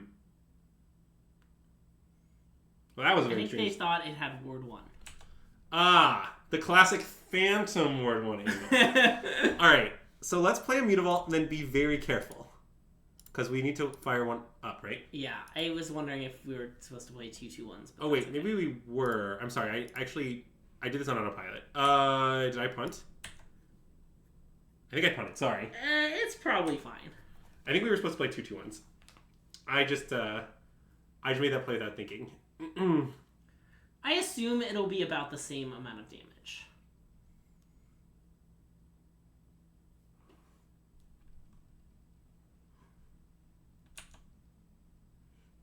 Oh, well now I'm down to ossify their thing and play a 2/1, I think. Nice, I like that. Oh, wait, that's not what I wanted. Sorry. Classic Chef at Dunes. Classic Moto, really. Although, I don't know, Arena there might have auto-tapped Plains Chef at Dunes, actually. I think it certainly would have.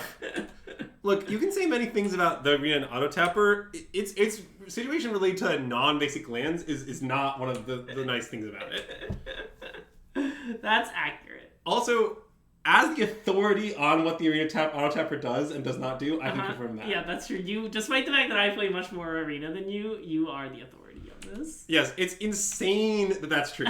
But it's definitely true. Every time we play, I'm like, Greg, Greg manually taps each individual land when there's any risk. And I'm just like, Greg, I know how it works. You don't have to do that. It's so risky. There's so much risk.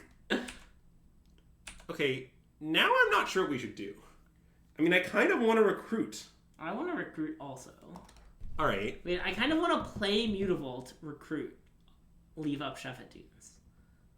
That's reasonable. Do we want to attack, though? Because we can attack with other creatures because we can always bodyguard to save the crewman officer. But maybe we just don't want to... Because, that sort of trading Dallas Bodyguard for either of their things seems good to me. I am down to trade Boundless Bodyguard for either of their things. Okay, then I think we should play Mutavault, attack, and then recruit. Okay. They also might not block. I guess Bodyguard does not save recruit. Oh, it's the other recruit? Wait, shit, is it the other recruit? Do you want to check the log? Oh wait, it's highlighted. It's this recruit. Yeah. Oh, from Harvester activation. Yeah, we know That's that. fine. We're That's not the situation. Yeah. We understand how it interacts with Blood to Harvester activation, but... Hey Ari! Nice to meet you. Welcome to the stream. Okay, well that's fine. Yep. Mission accomplished. That's just a normal Azax interaction. That's just like par for the course. Alright, let's do the thing. Yep.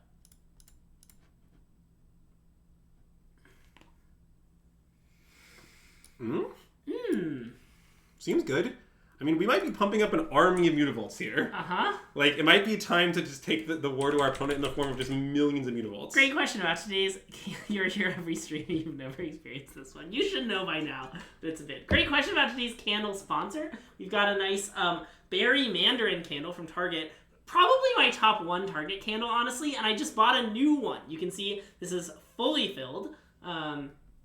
Because our old berry mandarin was like down to here and like most of the like scent was gone, but now we've got a nice full berry mandarin.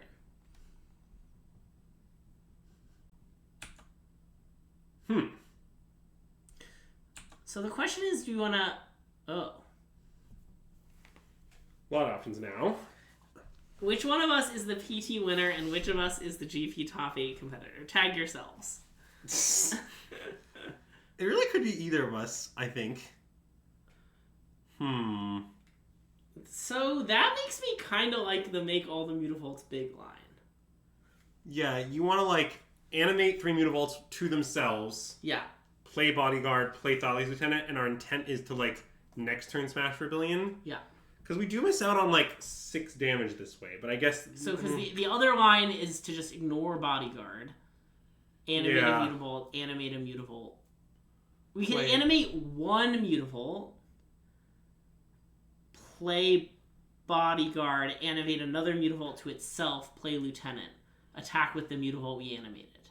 Well, see, that might be better, because, like, basically... I mean, that pushes damage, which is nice. Well, they might also just trade for the Bone Crusher. Well, but that's fine. What I'm sort of noting is the counter on the 3rd Mutavolt is, like, not very relevant, because, like, we're just almost... I think I like that, yeah. Okay, so in that case, then our line is... Animate a Mutavault with a Shepherd Dunes. Yeah. Well, I guess I didn't need to use Shepherd Dunes, but I did. Totally fine. And then play Dauntless Bodyguard on the Mutavaults. Yep.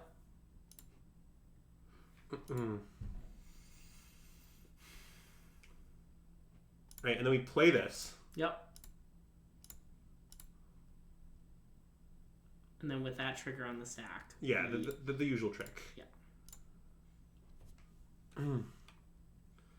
And I know it's paranoid to always do it that way. I should not F6 because I might want to sack Dauntless Bodyguard if they block. I guess I probably don't, but I could. Probably not, but yeah. Because I'd rather have a thing I don't have to pay mana for, yeah. Yeah. Okay, I think this is the best line for us. Yeah. Because I really don't want to have to constantly... Like, it's just... The counter on the is just so irrelevant. We're just never going to do it for, like, many turns. I don't know. I mean, except next turn we might activate both our remaining Mutavolts, but... Well, no, we're probably going to ossify the Fable Flip, right? Oh, right. I forgot about the Fable Flip. I mean, also, like, we could draw any spell. Yeah. As a follow-up to that, but... We'll just stack up Ossification on this singular basic planes here. And we'll see how it goes. Nice. The way this goes wrong for us, if our opponent plays Shield Red here, we're in huge trouble. But that's just life. Yeah. Also, our opponent used the blood there, and well, maybe they're supposed to. It's very costly, but it might have been right. All right. Mm-hmm.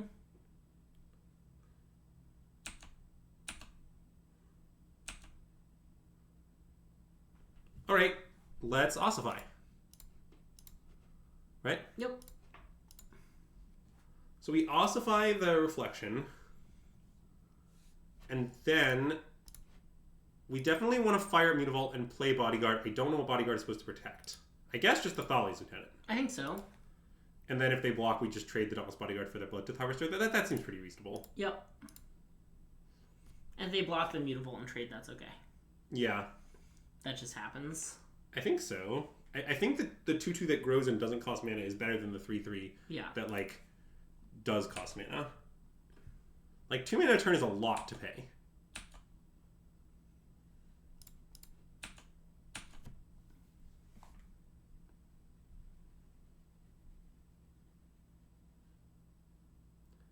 Yeah, I think we played this game well, because...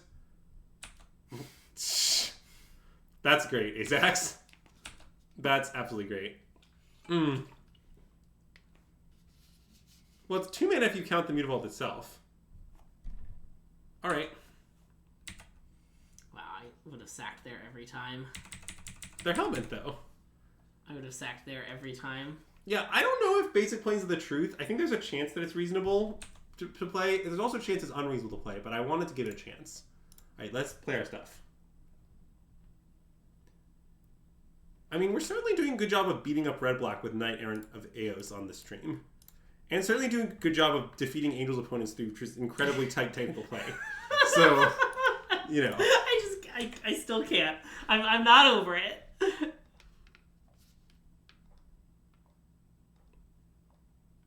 All right. Close game here. Definitely winning, definitely could lose. A lot of good draws from our opponent. Okay, that's honestly quite beatable, although obviously it's good. I mean, and they attack with both. Yep. That's our play. I assume that they will just trade for the Mutavault, but...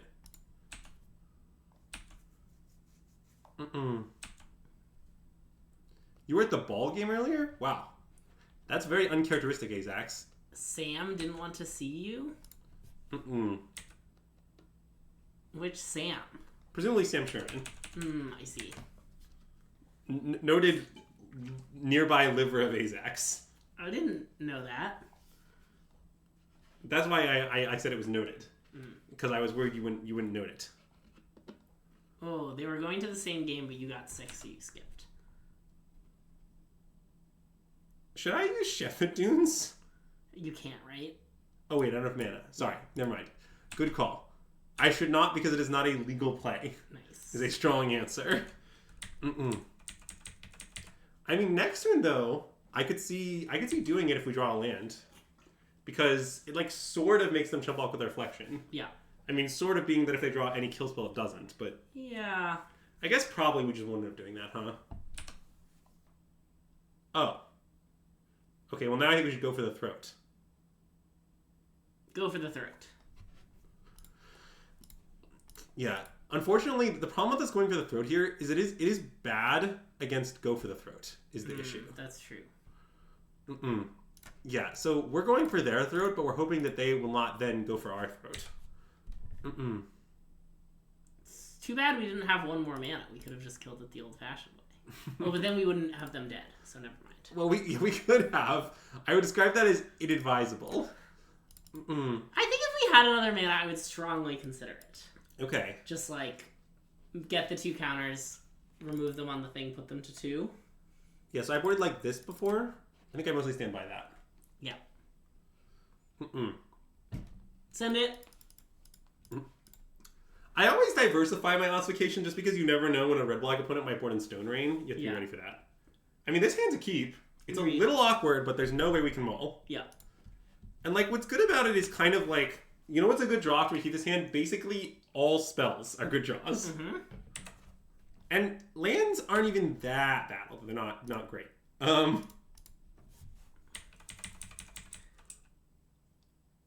Would you ossify a Bloodtooth Harvester here? Yeah, I don't know. I was thinking the same question. I'm not sure I would. If we draw a spell, I certainly won't. But okay. If we draw a land, I don't know. I sort of think we should. I want to do it. Yeah. I hate spending Ossifies on things that aren't Shieldred, but it seems right. Yes, I like Hearse over Rip because Witherbloom Command is a very popular card. And as far as I can tell, like, that fact overrides all other facts. Like, Hearse, if you play 1-drop into Hearse, and they Witherbloom you, you just crew in response and it's fine. Yeah. And if you play 1-drop into Rest in Peace, they Witherbloom Command you and you concede. And I think that interaction is just more important than anything else. Attack for 1 and play Wedding Announcement? Yep.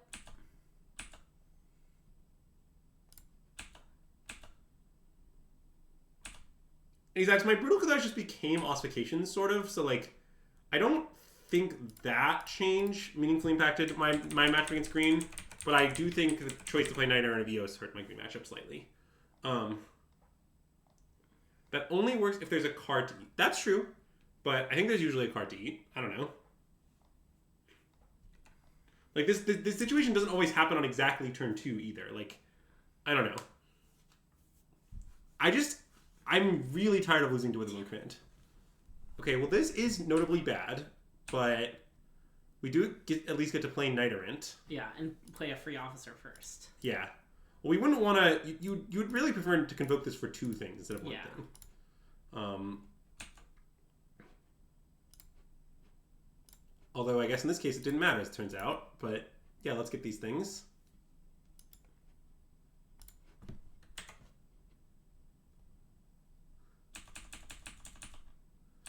I'm also open to the hearses being Leyline of the Void, but I hate Rest in Peace against Greasefang. Like, it's so bad. And so, as a result, I want to play just anything else in the Greasefang matchup specifically, is the way that I feel.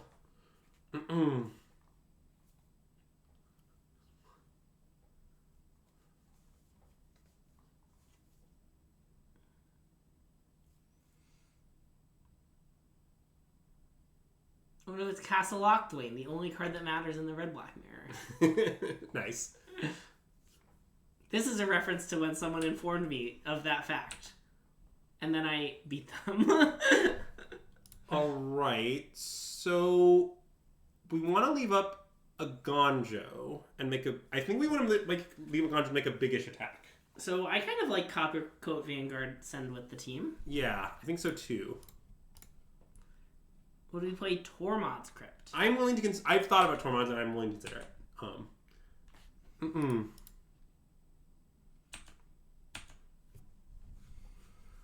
I'm not sold... Let me be clear. Me playing Hearse isn't necessarily me making the claim, I've played all the options, I'm confident Hearse is the best.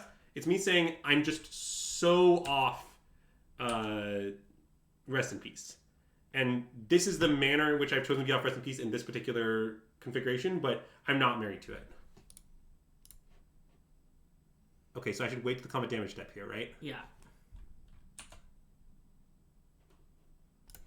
Because of Witherbloom Command, Azax, you can crew Hearse in response to save the Hearse from Witherbloom Command, and when you're playing white, it's just so bad. Like, the scenario where you play 1-drop into 2-drop with Rest in Peace, and then your opponent plays Witherbloom Command and kills your 1-drop and your Rest in Peace is equivalent to you conceding most of the time. Like, I don't know how many games I've won in my life that opened that way. Like, or that maybe not open that way, but go that way too. Games in which that at some point occurs, I think your win rate is just like exceptionally low. So I'm just trying to avoid that scenario as much as humanly possible, is what I'm attempting to do. Coppercoat Vanguard gonna look pretty good here. Because if Hearse can become a creature, which does admittedly require a card in the graveyard, if Hearse can become a creature, then you can. It can't be killed by Witherbloom because Witherbloom only kills non-creatures. What do we play here? Definitely Adeline. Well, I agree with definitely Adeline. I want Dauntless Bodyguard to protect Coppercoat Vanguard. Yeah, I think so too. And I think just this then? That makes sense. I'm not that afraid of Wrath for Crewman Officer and Castleback, I think. Yeah. Although I definitely don't plan to play like more stuff. In fact, I'm not 100% sure that if they blocked Coppercoat, I guess we'd have to sack, yeah. I'm not sure I would either, but... Maybe this is the wrong thing to pick. That's what I was wondering. I think it was the right thing to pick. Well, it's like, it's worse against Wrath, but I guess... Yeah. They don't have Wrath. They've been trading off so aggressively, I feel like they don't have Wrath. Yeah, it'd have to be like top-decked Wrath. Okay, so this is the odd-even one, so that's just fine. Yeah, it's just gonna kill Adeline and 2 1/1s. I assume so, yes. And then they keep their thing. Yeah, it's okay. But we're just still winning, is the issue for our winning. opponents. Oh. Alright. Send it. Well, I like playing this. I don't know if I like playing this yet. That makes a lot of sense. And then I think I should just not attack with Coppercoat, right? Yep. And like the issue for our opponent is like... Oh, there's Wedding... Yeah, this card is currently winning our opponent. Yeah. Because like all these tokens are just like 3/2s, so they're just enormous threats. And I'm just not playing it. This is a spot where we're so far ahead we can play on top deck Wrath because I just don't know how we lose otherwise. Yeah. My opinion for the most part. Oh yeah, get Ward Wand. They gain a life. They sure do gain a life. I think I'm this time willing to send the Coppercoat. Well, let's see what else they do. I'm open to that though. Okay, like here I think they might just kill our Coppercoat, right? Wait, how? They could sack the Blitz Harvester. Oh, it's 3 toughness. Oh, wait, you're right. Interesting. I don't really see why we should send it. I don't want to send it. Okay, do you want to send 2 tokens and draw a card? Yeah, I do. Okay, I guess I'm going to play this first.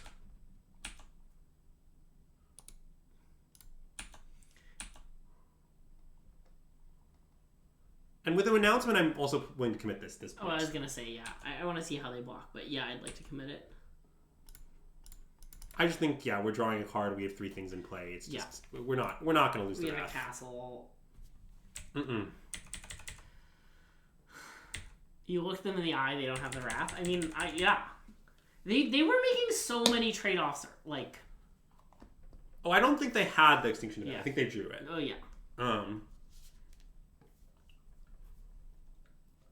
Ward 1! Every time the word 1 comes up, an angel gets its wings. It's so great. All right. Let's play our stuff, I think. I love playing our stuff. I'm still not that scared of Wrath. I mean, I guess even it would be the mode they would choose on Extinction Event. But even Ritual Slit, it doesn't seem like we're losing.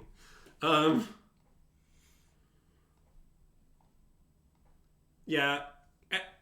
I think this game is really silencing all the Coppercoat Vanguard haters and doubters. To be honest, I sort of think it's been better than Lunar Jasmine almost every time we draw at this league. I think so, too. I think it's better. Certainly was good in that Angels matchup. All right. One more for the 4-1. More for the 4-1. For the ladies 4-1. Coppercoat pairs really well with a Convoke card. Wait, why is that true? I guess it's sort of true. Because, like, you want to play the Coppercoat after you Convoke is the idea. Yeah, and you can go wide, too. It helps you go wide a little bit. Yeah. Also, is the joke that is he a mashup of Knight Captain... Wait, there's Ranger of Eos, and then what's the Knight Captain? Something Knight Captain? The one from Modern Masters? Is that Knight Captain of Eos? Yeah. Wait, what's this one? Knight Ranger of Eos. What is the card we're playing called? Knight-Errant of Eos. Yeah. So he's not the captain of the Knights. He's just an errant knight. He's like Elspeth. Ranger Captain of Eos. Ranger of Eos. Knight-Errant. Knight-Errant feels like a Winmore card. I've been very impressed by it. I don't think it's I don't think that's true. You're sort of implying if you have 3 creatures out, you're winning, and I think that's just not true. I mean, we've cast it a lot of times, and it's been good, and I don't think all those games we would be winning if it was a random other card. Yeah. So I understand our Angels punted millions of times. Yeah. But, if that had not been Knight-Errant in the Angels game, the fact that it was a 4/4 is relevant, the fact that it found 2 things is relevant, the fact, if that had been a random card, we would have lost that match, even given how poorly our opponent played. Yeah. I think that card is quite good. I'm on 3, not 4, but I feel pretty strongly about 3 right now. Hand's great. I mean, yeah, this is sneak. Also, the deck's great. I don't know if the deck's great, but the hand is great. I'm definitely... My situation is definitely not, I've locked in white for regionals, this deck is great. Actually, it's more Andrew told me off stream that he's 100% to play white at regionals. I would say that it is in the 4 or so front runners I'm considering right now. 100%. So... But I'm definitely not... I would say I'm far from locked in.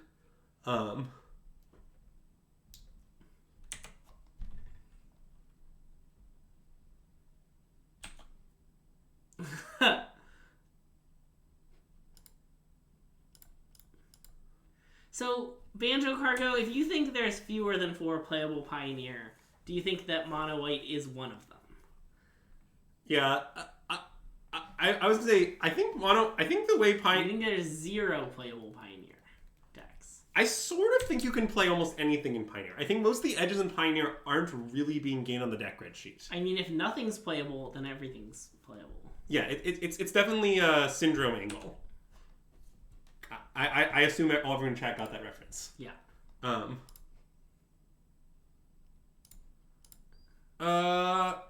I think Invasion might be bad, but there's 2 in my sideboard right now, is my take. I'm not very certain of it. MagicCon thinks it's unplayable, and he might be right, but I like that I can board it in against Greasefang. I dislike most other aspects of the card.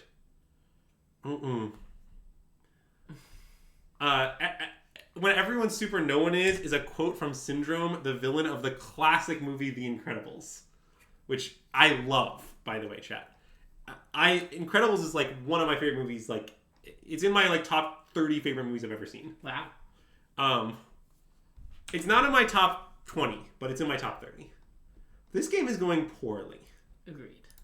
Mm-mm. How would you describe that movie? What Pokemon would you say it's kind of like?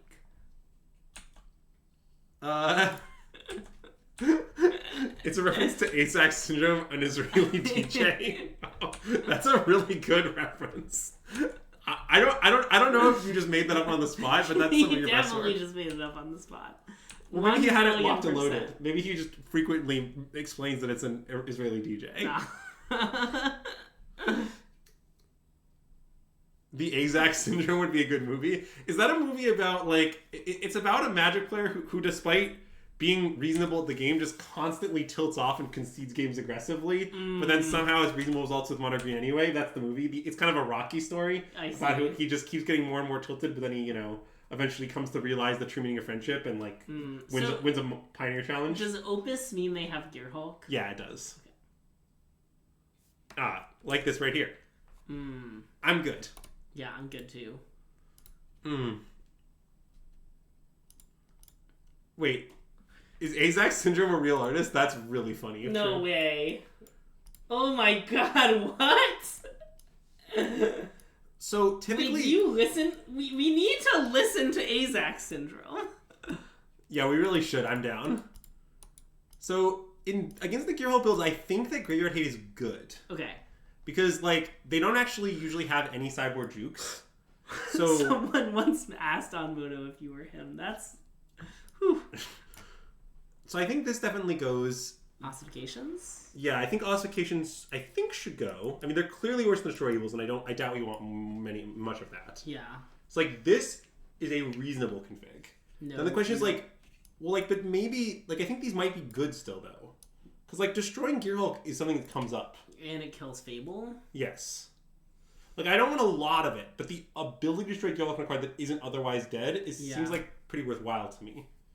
So, like, I suspect we want these, and I don't know if the cut is supposed to be, like, 1-drops or Coppercoats. Yeah. But one of those should go, is what I think. Can I interest you in a Coward's 1 Destroy Evil? I want to play 2. I'm a believer in the 2. Okay. I mean, I think I just want this. That makes sense. What I think. Yeah. Like, look, Coppercoat I think is clearly an upgrade on Luminarch, but it's still the worst card in the deck. Yeah. So when I don't know what to side out, I still just always put it out. Okay, this hand's a keep. I mean, it's a little reliant on this, but we can't possibly mull. I agree. I mean, okay, the thing pretty cool to Gil can play. I mean, the way we beat it is by killing them. But you guys are... Yeah, Azax, I would say that one of your weaknesses is definitely not having a narrow range. I assume that you're destroying at all times, and up until exactly this moment, it's worked out well for me. No, this happened a few other times, I think, actually. I see. Azax said something in chat that was serious, and we thought he was trolling, and we just assumed, like, took it in stride, like, another Azax troll, but it was just a factual statement. Yeah, having a wide range is really important in many walks of life, especially being a Systemagic stream viewer. See, the thing about Greg and I is our range isn't that wide. We're just doing a bit always. Yeah. Like, it's never like, what, are they being serious? It's like, no, we just never are. It's always a bit. If you think it might be a bit, it's a bit. Wait, sometimes we're serious with, like, deck suggestions and strategy decisions, you know? Well, yeah, like, we're playing Magic well. Oh, yeah. But it's all bits all the way down. I see. Like, I think arguably the alternative name of Systemagic would be a bit of bits. Bits and shits. Okay, let's workshop it.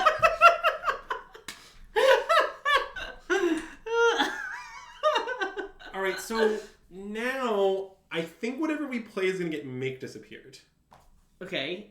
Because they've done nothing. I want to slam Adeline then. Yeah, me too. The bits.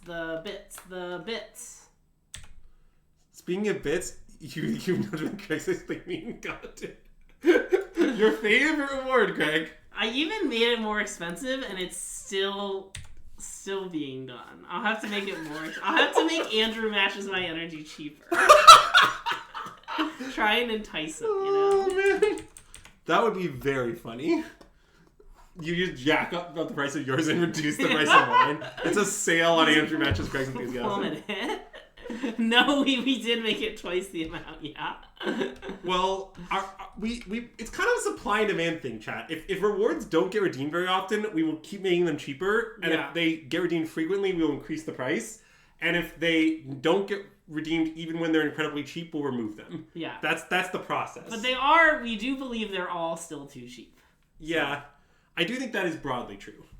Okay, so here we might want to play Knight-Errant of Eos. Right? Oh. Does that change anything? I mean, we could play it and Knight-Errant of Eos. Yeah. That seems really good. I want to do that. I get that it's like a little awkward ordering, but no, it's great. The thought is, it's a counter. It's not even that awkward. Yeah. Like, right, we don't need that to be a 5/5. It's probably better that the counter be on the lieutenant, actually. Yes. And, like, this is the sort of game where I think this card's really strong. Like, I know we might lose to Gear Creativity or whatnot. That's certainly true. But if we don't, this is going to give us the resource to grind and the fast clock. And that's what we need here. Yeah. Okay, I love Dauntless Bodyguard. And I think I like Thalia. Yep. Dono decks have never been redeemed at the current price. Well, that's true. It's possible we went a little overboard on Dono deck prices, but, like, I do think that we did some market research. Yeah. And by we, I mean Greg did some market research. I looked at other streams and how much they charge for that reward, and let me tell you, we still undercharge for it. Also, if you really want us to do a deck, you can also consider the play of asking us nicely.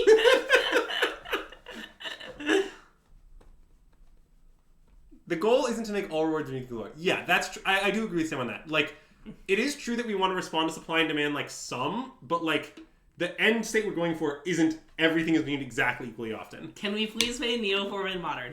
No next question. Good try, people. No. God, someday Nee's gonna make us play Neoform Modern as the real beat. I know. And Nee has a lot of channel points. I know. Nee is probably potentially the person who's donated the most to the stream. So I think I was biased and decided to overcharge. Can you play Grixis at the RC and just not test? Yes, Corey, you can. Well, if by Grixis do you mean red-black? But yeah, I mean, I think you can play red-black. It's Grixis. I think we should get into damage now and not Convoke again. I think so. So I want to play Chatelaine and Dauntless Bodyguard. Okay, who do you want to protect? I don't know. Nee gifted a sub! Yay! Congrats on your sub, Jesse. Oh my god. Alright, I'll play Adeline. The J-Sword project comment, Corey, is really just a classic Burkhart moment, honestly.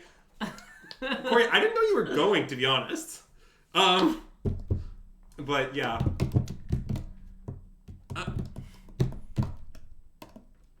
You just gotta play red-black and on your deck red sheet write that it's Grixis. Now that I think about it, I claimed earlier that there were 4 decks I was between, and now I'm realizing I'm not sure I know what they are. Nice. So it's really classic. Have we been winning? We are 3-1 and up a game. Look, sorry, down a game. We are 3-1 and down a game. Jesse, allow me to introduce you to the truth. Sorry, that was not the truth. The truth. The truth. What should I protect? Adeline? Yeah, I guess just Adeline. Which I guess if we were going to do that, there was no reason to pre-combat, but here we are.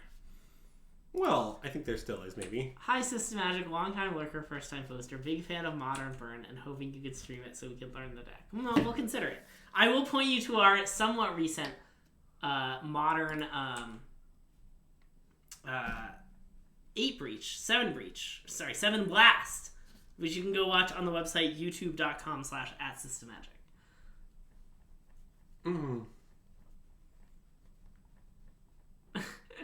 I think Invasion of Amonkhet is somewhat reasonable, but I'm a little concerned that we're playing a card in Pioneer that currently is not some sort of standard staple. Yeah.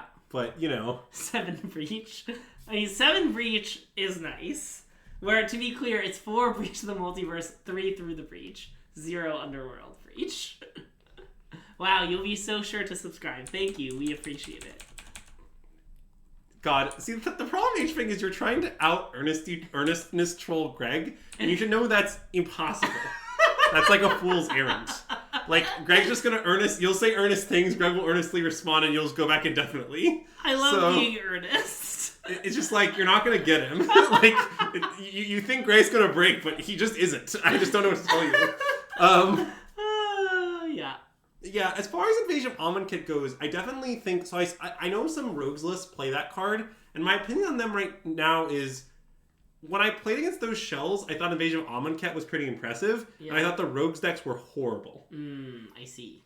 And, like, I'm still not sure that the shell has been found. It may exist, but it's a little awkward. I can, at this moment, officially confirm that I will not be in Dallas. I might be hilariously flying to Texas the day after Dallas to go see my brother who lives there. Corey, I believe they're trying to fill the yard for, like, drown and stuff.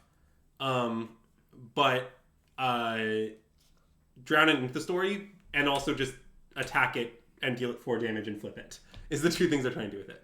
But I think the problem is mostly the rogue shell, I think, is very bad. So, like...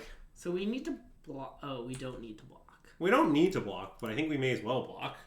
They can creativity targeting reflections in the treasure? Well... Wait, I think I want to... No, they have to sack the... Oh, no, yes. They can do that anyway, yes. Yeah, so I think I want to not block. Oh, you're right. Yeah, okay. I'm down to not block, I think. I mean, I haven't done the math for next turn because I've been distracted with not. Well, if they make 2 Gear Hulks, they'll have 2 Gear Hulks. No, well, no, I'm assuming they don't have creativity. I assume we can't beat it. Yeah, okay, let's take it. You anti-Miss Greg. I mean, that's fine. You get me. I mean, it has been over a week since we've streamed, so.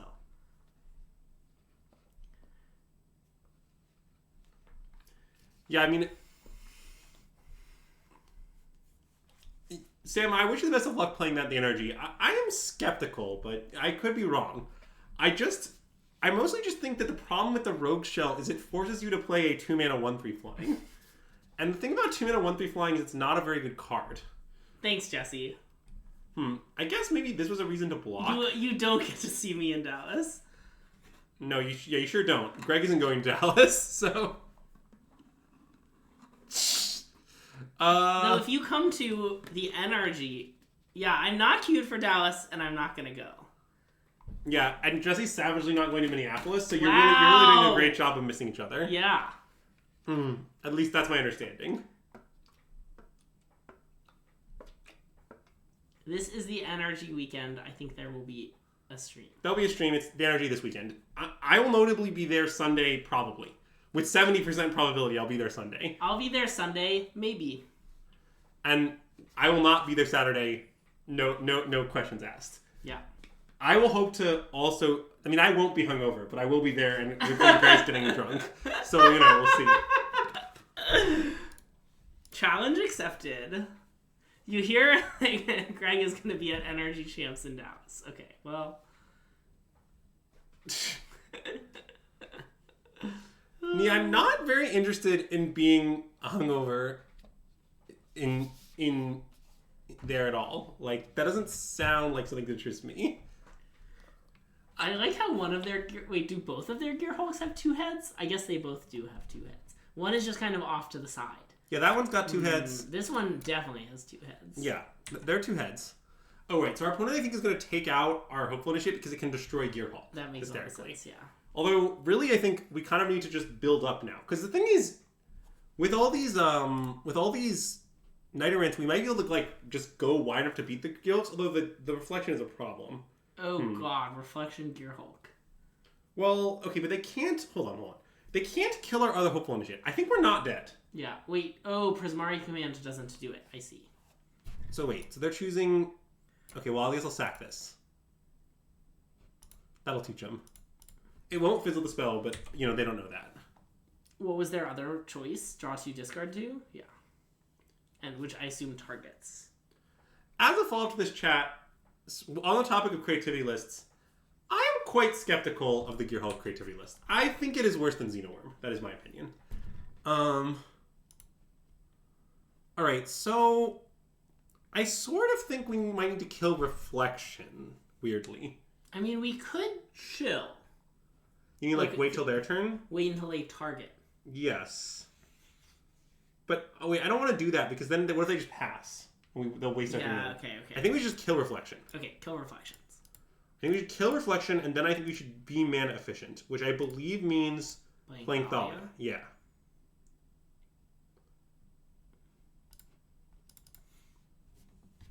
And then I think we can win because, like, our opponent, I don't know if they can just, like, jam at us for 10. Yeah. They only have one card in hand. Like, they're risking death pretty hard if they do that. And even if they do it, we might be able to, like, play some stuff, chump block Knight. Like, we might be able to get out of it. Yeah.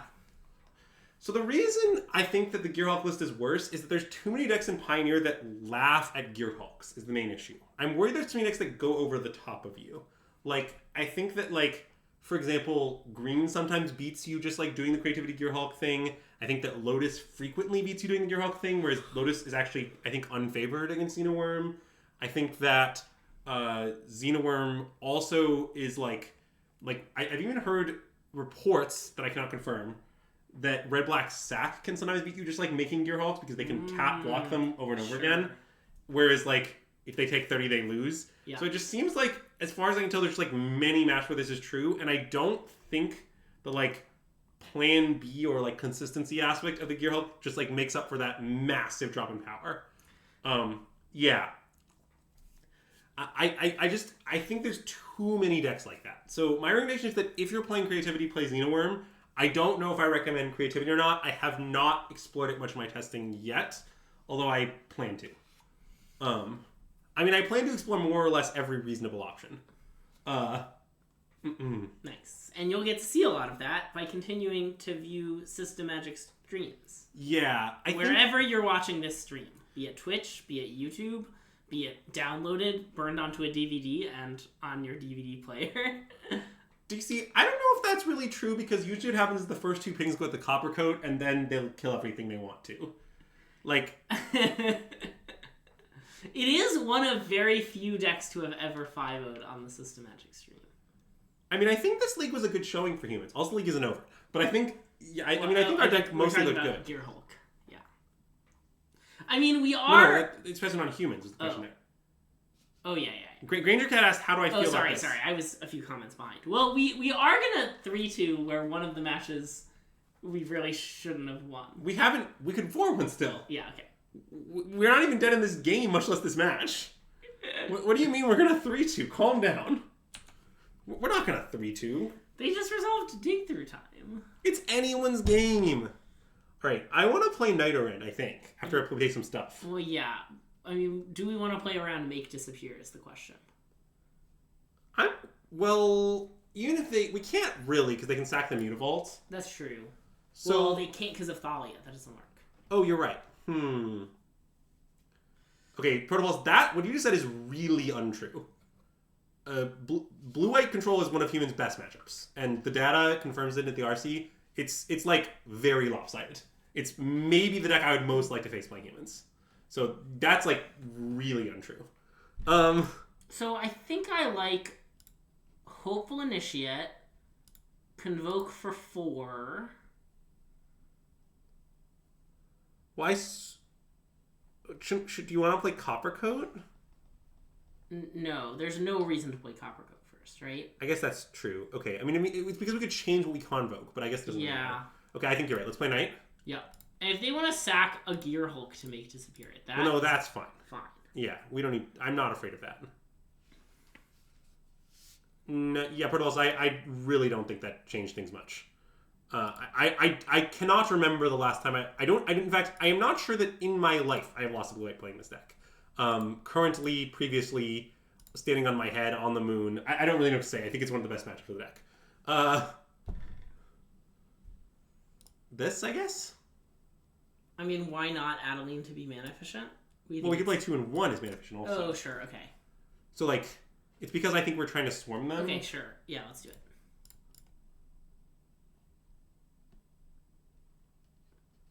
I don't know if Hearst is right. I just don't like Rest in Peace. I'm very open to Leyline and I'm also open to Tormod's Crypt. I'm not registering Rest in Peace. That's roughly my opinion.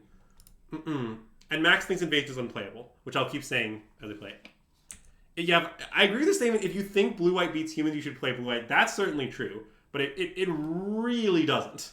Like, Thalia is very annoying for blue-white. Just straight up curving out and making them have the Wrath is pretty annoying for blue-white. Like, Mutavolts mean after they Wrath, they lose frequently. Knight-Errant is very good against blue-white. Like, there are many problems. Wedding Announcement is highly effective. I don't know what to say. The Coppercoat guy into making Mutavolt bigger is super nice. Like, trust me, blue-white is not good against humans.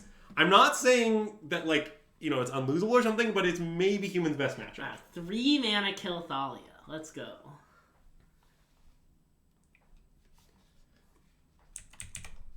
I had not considered that Azax. Thanks for the update, though. Also, this is another game where, like, look at this. If we didn't have this card, we would just be hideously dead right now, I think. Yeah.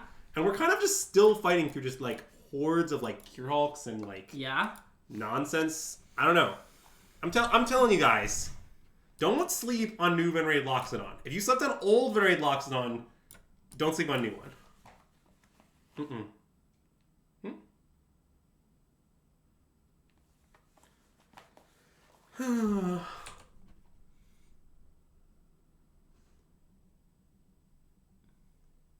Well, I think we should play our spells.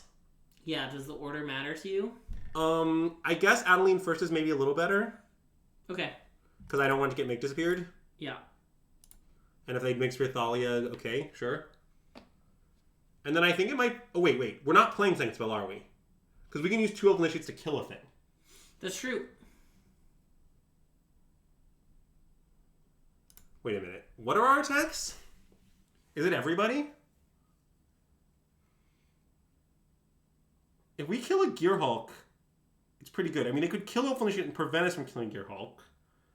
And then then it's pretty bad, I guess. With the training trigger on the stack if they kill it. Yeah. But, okay, if they do that and they double block the thing, they still take... It's still a lethal attack. Because they take 2... Well, they could also block Mutavault, right? That's true. They could, let's see, they kill Oath Initiate response. Yeah. Block the Vanguard, take 6 down to 1. We have 2 Mutavolts. Wait, they're at 6. Oh, if they kill the Vanguard, though, it's less damage. Yeah. Wait, they're not killing the Vanguard. So the line is that if they wait. So let's just go through this. Yeah. So if they let's say they fire Impulse Oath Initiate, right? Okay. Then they block the 2 Knights, right? And they animate Mutavault and block this. Yep. That's not lethal. Don't forget there's a 2-1 coming in also. Oh, wait, you're right. We shuffle. If they have 2 things, it goes badly for us, I guess. But they have to have 2 things and animate Mutavault. Which is very hard. Yeah, especially with... So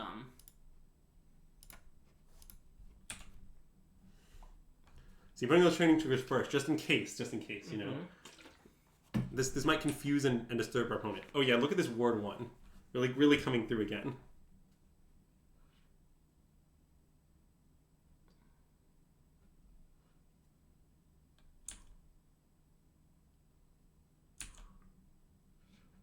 I mean, maybe they can do it. This is a good start to having 2 1-mana things, but the other thing about all this is it's not even like we deterministically die to 2 1-mana things. Yeah.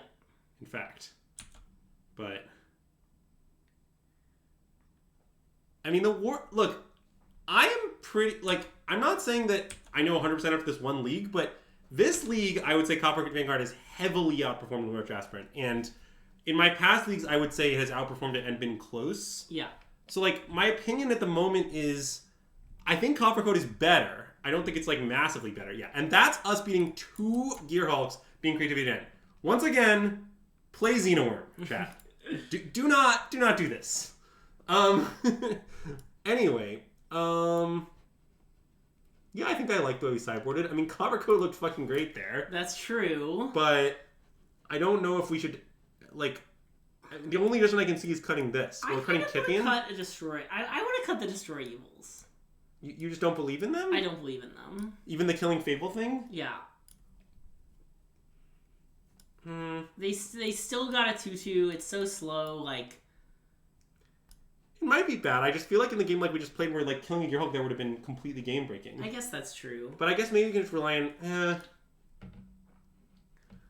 Currently we're on 2 Brave at 75. I would say that I'm closer to 0 than 4. Mathematically sound 2 Brave. We can try cutting them. It doesn't make a ton of sense, but... Well, I just think that, like, you often need to grind through a Gear Hulk in a matchup, is my opinion. Like, you're not going to stop them from Gear Hulking, so, like, most of the games that you win look like the one we just played. Like, when you say bad removal, like, I feel like this card is never dead, and when they have Gear Hulk, it's the best card ever. How about 1 Destroy Evil? Send it. It's just a mathematically perfect 1 Destroy Evil. You know how much I love Coward Splits. Well, don't worry, I do think it's wrong, but I am doing it. Also, this hand is bad-ish, but we might need to keep. Like, it does go 1-drop into, like, it's actually not that bad. Yeah, but they're gonna kill one of our guys, and then our hand sucks. Well, kind of. I mean, like... I think I want to keep. I want to keep 2, I think. Okay. I also think Curse is pretty good. Like, they have Dig that we blank, and we make the Gear Hulks worse, and, like... True. I have to confess, I did not know Dig was legal in this format. Well, you see Treasure Cruise is legal. Are you aware of that? Mm-hmm. So are you aware that often when Treasure Cruise is legal, Dig is also legal? Yeah. I mean, the issue is that drawing a plane doesn't, like, solve our problems or get us out of it. We need to draw, like, a pretty precise mix of, like, 1 land and a bunch of spells or something. Yeah. That's what's bad about our hand, but I think it's still a keep. This, I guess. I like that. Like, now we need to... Like, I just think the thing about our hand is, like... Although we probably will be a little awkward, I just think in the end we will end up casting these Knights. Like, basically, I don't think we're going to ultimately end up mulling to 5. I would have sacked there, by the way. Oh, you were right, probably. Because we could eat it with hearse to grow our hearse. Oh, wow. It's actually relevant. I'm sorry. It's okay. Have you considered, though, that Milo let me F6? Good point. Okay, I'm going to play hearse, I think. I mean, they can make disappear or whatever. I agree. Like, that's just... I'm not playing around it. Do your worst. Okay.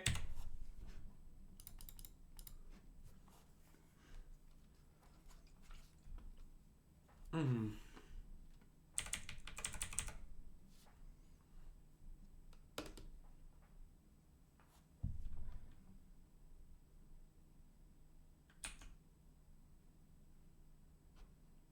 Well, I want to play 2 1s, I think. Or 2 cheap things, I think.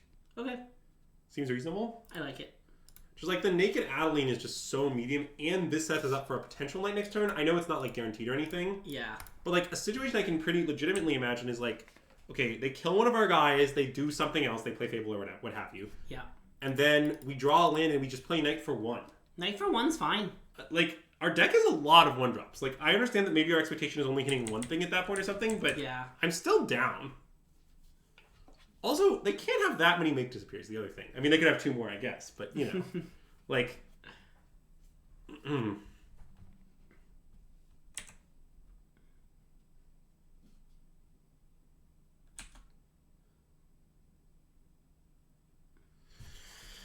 I mean, you want a Knight for 1? Knight for 1. I think it's the play, right? Like, if we Adeline, they Rending Volley, we're just, like, so dead. Yeah. You know, the Adeline, they Firing Bells this, we're so dead. Yeah, this has got to be the play. Well, okay. I mean, I guess they just kind of keep having Make Disappears. They only 2 cards left. We're cooking here. We're cooking. Things are okay. It's anyone's game. I mean, I think it's quite legitimately anyone's game. Your game, my game, their game. I mean, I don't think this Chat's game. Typically what our wins look like in this matchup, but I also don't think we're out of it. Okay, I want to play Adeline now, I think. Okay. Because I think everything's going to resolve, and I need Knight to do a little more than for 1 here, I think. Also, notably, Mirac's tokens cannot block. Where are the PT winner and the GP top 8 competitor? That would be us. I don't know if I should have put that in the title or not, but I know we were experimenting with it before we... So, chat, here's the deal. Greg and I are not sure if it gets more views to put that kind of thing in the title or not. So, like, we don't really know if we should do it or not. So, like, we were just starting to experiment with it, like, when we kind of took our break after when we burned out. They squared top. So we're still not sure. I think it's nice to start with the archetype. To start with Pioneer Mono White and then put it in somewhere later. Okay. Maybe with some dashes. Because I feel like some bars. Because I think Jarvis puts it in every stream. Yeah. And Jarvis has streamed a lot more than us and generally gets more viewers than us. That's true. So by that logic, maybe we should do it. Anyway, I don't know why I'm talking about meta stream related questions on stream, but that's what's on my mind. So, also, one thing that's great about Chatelaine is you can attack with it, then convoke it. Yeah. I don't know if it's going to come up with this particular game, but it is true. Famously, that is how Vigilance works. Just a broken mechanic, really. When will WotC do something about Vigilance? Oh. Why did they play that land? I don't know. That was pretty strange. Lotus Petal. Well, so you want to play Adeline and Lotus Petal out a Knight for 2? Yeah. Yeah, okay, that seems good.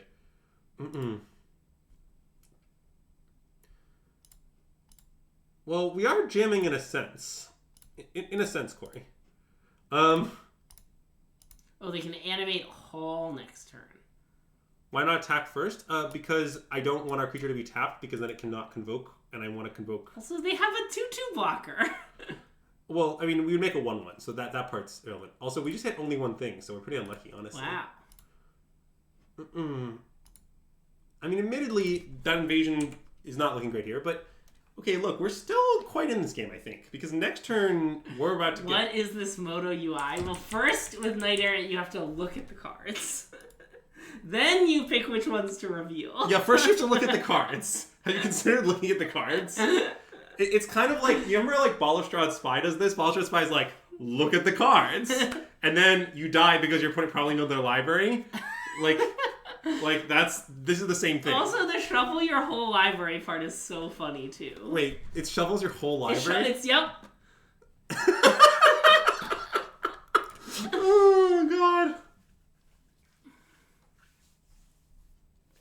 You don't put them on the bottom ever. They stay on the top. Technically, they're on the top of your library the whole time.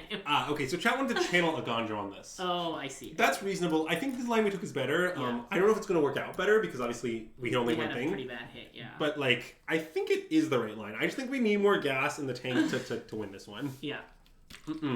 Also, we put, like, 5 lands on the bottom of our library. That's pretty good. So they have, like, Fiery Impulse or something? Volcanic Spite. I don't want to block. Yeah, I mean, I think we can just take one. It just doesn't matter. I mean, they probably just don't have it, and this token just doesn't matter, but I don't care. I mean, if they didn't have it, I don't know. I assume people bluff me very little, is my general assumption. I mean, notably, the token can't block, famously. Let's play this? Yeah. And then the question is, should I main phase use it? Sure. Because we could just, like, hit another Knight. Oh, no, I guess can't hit that. It's 3 less. Sorry. We could hit a 1-drop and play it and pump Adeline. Yep. Yeah, I think it's worth using. I guess I also don't know how much of an attack we're actually making. Okay, so they actually can't animate this and block with it, right? Yeah, they don't have enough mana. Yeah. So I think we should take Coppercoat? Looks good to me. Wait a minute. Is their card Gearhulk? Oh.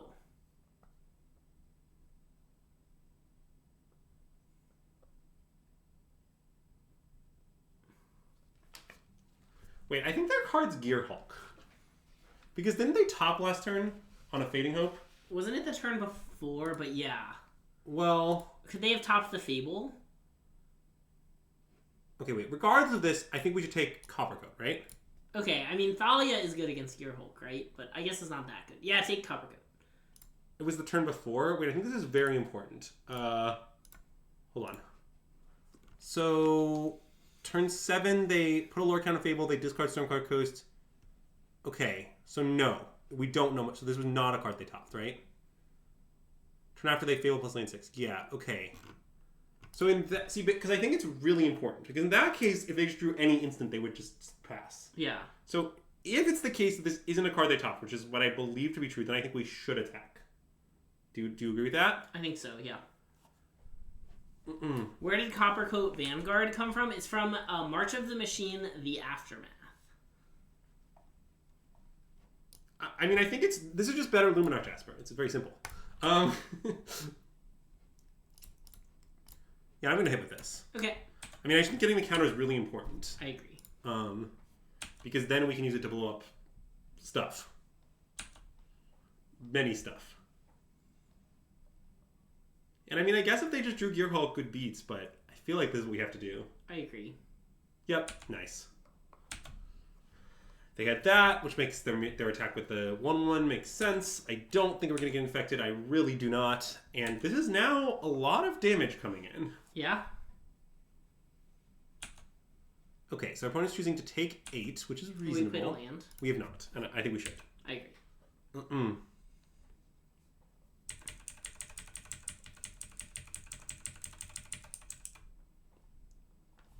How are we both each other senpai?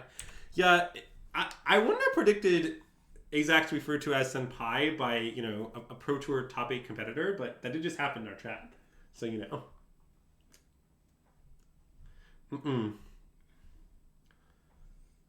Okay, so do we want to block this time?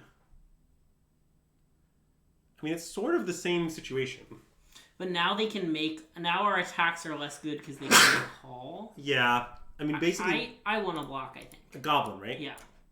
Yeah, I think so too. Also, I just think trading this for a goblin and a spell isn't a bad trade. And if they cast a spell, they can't animate Hall. That's true. So, like, this attack, I think, might be a misstep from our opponent. Good night, Nicole. Good night. Thanks for watching. There's a lot of nonsense in the chat. Okay, yep. So that they just went to damage. All right. Well, we take those. So it's Ward 3 on the Hall. We can pay for Ward 3. We can pay for Ward 3. Send them. Wow. Who can say which of us said we should board and destroy evil? Who can say who said... Look, this hand could have 2 destroy evils in it. Instead, it has a mathematically perfect 1. I think if it had 2, it might be better.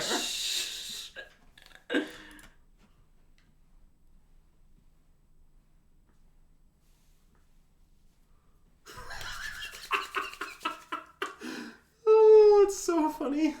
Okay. They're just blocking theirs. They take 4, 8... Wait. This is 10, right? Okay, they must have something. So right? go to damage. Wait to see what happens. Fading Hope, Adeline. Alright. That's fine. Yep. They take 6. Yep. And then we just replay some stuff. Yep. Yeah, I don't think we have much interest in like using Command Officer. I think we'd rather just play our things. I mean, we could destroy evil. This now? Yeah. But I think hitting this is really nice, actually. Yeah. Like, I think it might be a game-winning play, and I just don't think this matters very much. I mean, it matters if they get Gear Hope, but then won't I be happy to have Destroy Evil back? Yeah. So I think we should just say okay. Okay.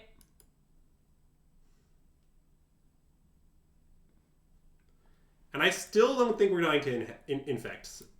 Sorry, Murex believers. Yeah. I mean, that's not why it's there, right? No. It's there to make creativity game objects. Rectangles. But I suspect there are probably games against red-black where the like threat of infect does end up coming up. I guess that makes sense. I doubt it's like incredibly frequent or anything. Yeah. And I'm not necessarily saying you'll kill them. It's more like you'll alter their plays in a manner favorable to you. Sure.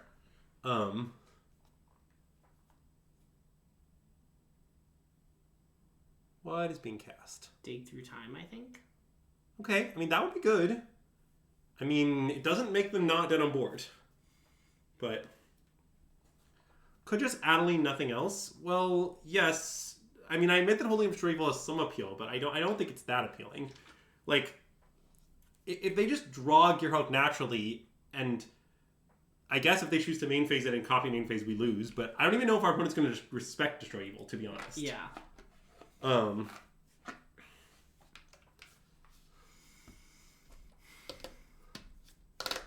I do not think many combination cards get our opponents out of this spot, by the way. Like, because, okay, we have 4 creatures, any 2 of which are lethal, right? I mean, if they get a creativity, they turn 2 mites into 2 4/6s, a Fading Hope, and a Fiery Impulse, right? Oh, that's good enough. You're right. Creativity's good enough. Yeah. I mean, it doesn't straight up kill us, but it's very bad. Yeah. Because then we can try to get them with the Destroy Evil on the Gearhulk response trick, maybe, or something. Okay. Ward 1. I mean, yes, our opponent is also maybe going to time out here, which is very bizarre. I don't know how many matched with mono white, I can make that statement. But yeah.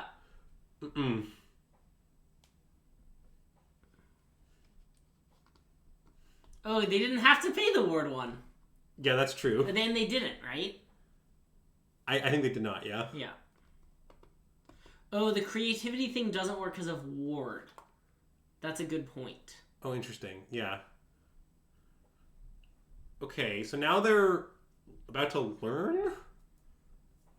Mascot Excavation. Okay, yeah, that just doesn't save them, right? I mean, I guess they don't know we destroy evil, but we do. Yeah, I want to point out, though, if that was Coppercoat Vanguard, they'd still be dead. Why? Because we just have 2 lethal attackers. Oh, you're right. Instead of a way to kill theirs. Yep, that's true. Got him! Yeah, well, they're not dead on board, H-Fang, but they are dead to destroy evil in hand. So yeah, we just kill this. And that's game. Pew, pew, pew! I mean, look, I think the creativity matchup is unfavorable for white. I think it is close but unfavorable. Yeah. That's kind of always been my opinion. And dog their dobs. I was going to say, this card looked unreal. It was a good... This league was a good showing for Knight-Errant. It was a good showing for Coppercoat Vanguard. It was a better showing for Knight-Errant of Eos, I think. All right, so Greg, now it's time to end our white segment. It's time for Greg assesses the experimental cards. Okay. Greg, how would you say you feel about these 12 cards? I think they're great. Do you like Ossification over like the Brutal Cathars? I think so. Okay. I kind of like just getting things out of there. I like that it costs 1 less. You know? Do you like 3 knights versus 4? I think so. The games where we drew 2 knights were awkward. Okay. Like, even that one, where, like, we ended up getting to play it, I think things would be better if we had only had 1 knight. They were pretty And low. I never missed Brave. Yeah, me neither. I think Brave is not supposed to mean. This is the closer one, I think. Yeah, I'm not sure. Like, we could play 0 Braves and still play 4 Cathars if we wanted to, although there's some curve issues, but... Can you do the weird thing of playing 1 Brave in an open deckless tournament so they have to respect it? You could do that. I don't think I'm going to do that, but Yeah. one could do that. And I still have no... I think the jury's still out on invasion of this. I mean, in those games, the creativity would have been really bad, notably. Because that's one of the matchups I want to board it in. But...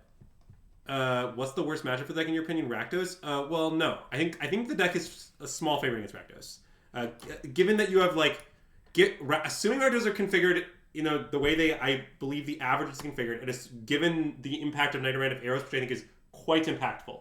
I believe the Rakdos matchup is favorable. The worst matchup for this deck, I mean, this deck is a bunch of bad matchups. The worst matchup I think of popular decks is Greasefang. Yeah. But if you go into unpopular decks, there's shit like Gruul that you never beat, and Angels. Angels, yeah. Gruul and Angels are really awful. Ignore the match we played on stream today. I mean, that was just a true demonstration of technical mastery. Yeah. If you want to cut 2 Ossifications main deck, I mean, replace them with Brutal Cathars. Yeah, I would say you should play Brutal Cathars, but I don't know why you want that. Angels is 100% win rate. Yeah. I think, well, Sam, I think before, depending on how much they respected you, like if they played Ritual Slits, yeah. Before I would say that if my opponent had like 2 to 3 Ritual Slits, I felt like I was like 49%. I'm making a number, but that's like the gist of what I want to convey. Sure. And like, since getting Knight-Errant of Eos, I now think white is maybe back on top, but yeah. That's my opinion. Look, I'm not in any way married to these 2 dudes. I literally just played the white mana base I was playing before, and I thought about it 0 and not Ossification. So I'm very open to the 14th planes. Yeah. But yeah, I mostly like this deck. It's one of the 4 or so decks that I'm seriously considering for Dallas. No idea where I'm going to settle. When I do, I'll be sure to let you know, but I have no idea right now. Lot of options I'm seriously considering. This deck is one, Lotus is one, which we've seen in the past. But I think for tonight, that's about going to close it out. Do you know this person? Oh, I actually do. Yeah, that's a great raid. That's a great raid? Okay. Yeah. Cool. We're going to raid, if you're watching on Twitch, we're going to send you over to Rayist MTG. Is that how you say that, yeah. We think? But yeah, they're playing some Lotus in Pioneer, so that should be a good place for you to continue your Pioneer prep. Wait, where is it? It's this. Strong Lotus player, yeah. Good night, everyone. Yep. Yeah, and if you're watching on YouTube, thanks so much for watching on YouTube. Be sure to give us a like this video. Let us know in the comments how you thought the experimental cards did and how they go for you if you play them. And subscribe to our channel if you haven't already. But yeah, Twitch, we're going to send you off on this raid. It's been great to be back. We hope you didn't miss us too much on our week away, but we'll be back streaming every day just like normal. So tune in tomorrow for some March of the Machine with Aftermath cards. It's going to be a lot of fun. I'm excited to draft that format. And yeah, see you tomorrow. System Magic out!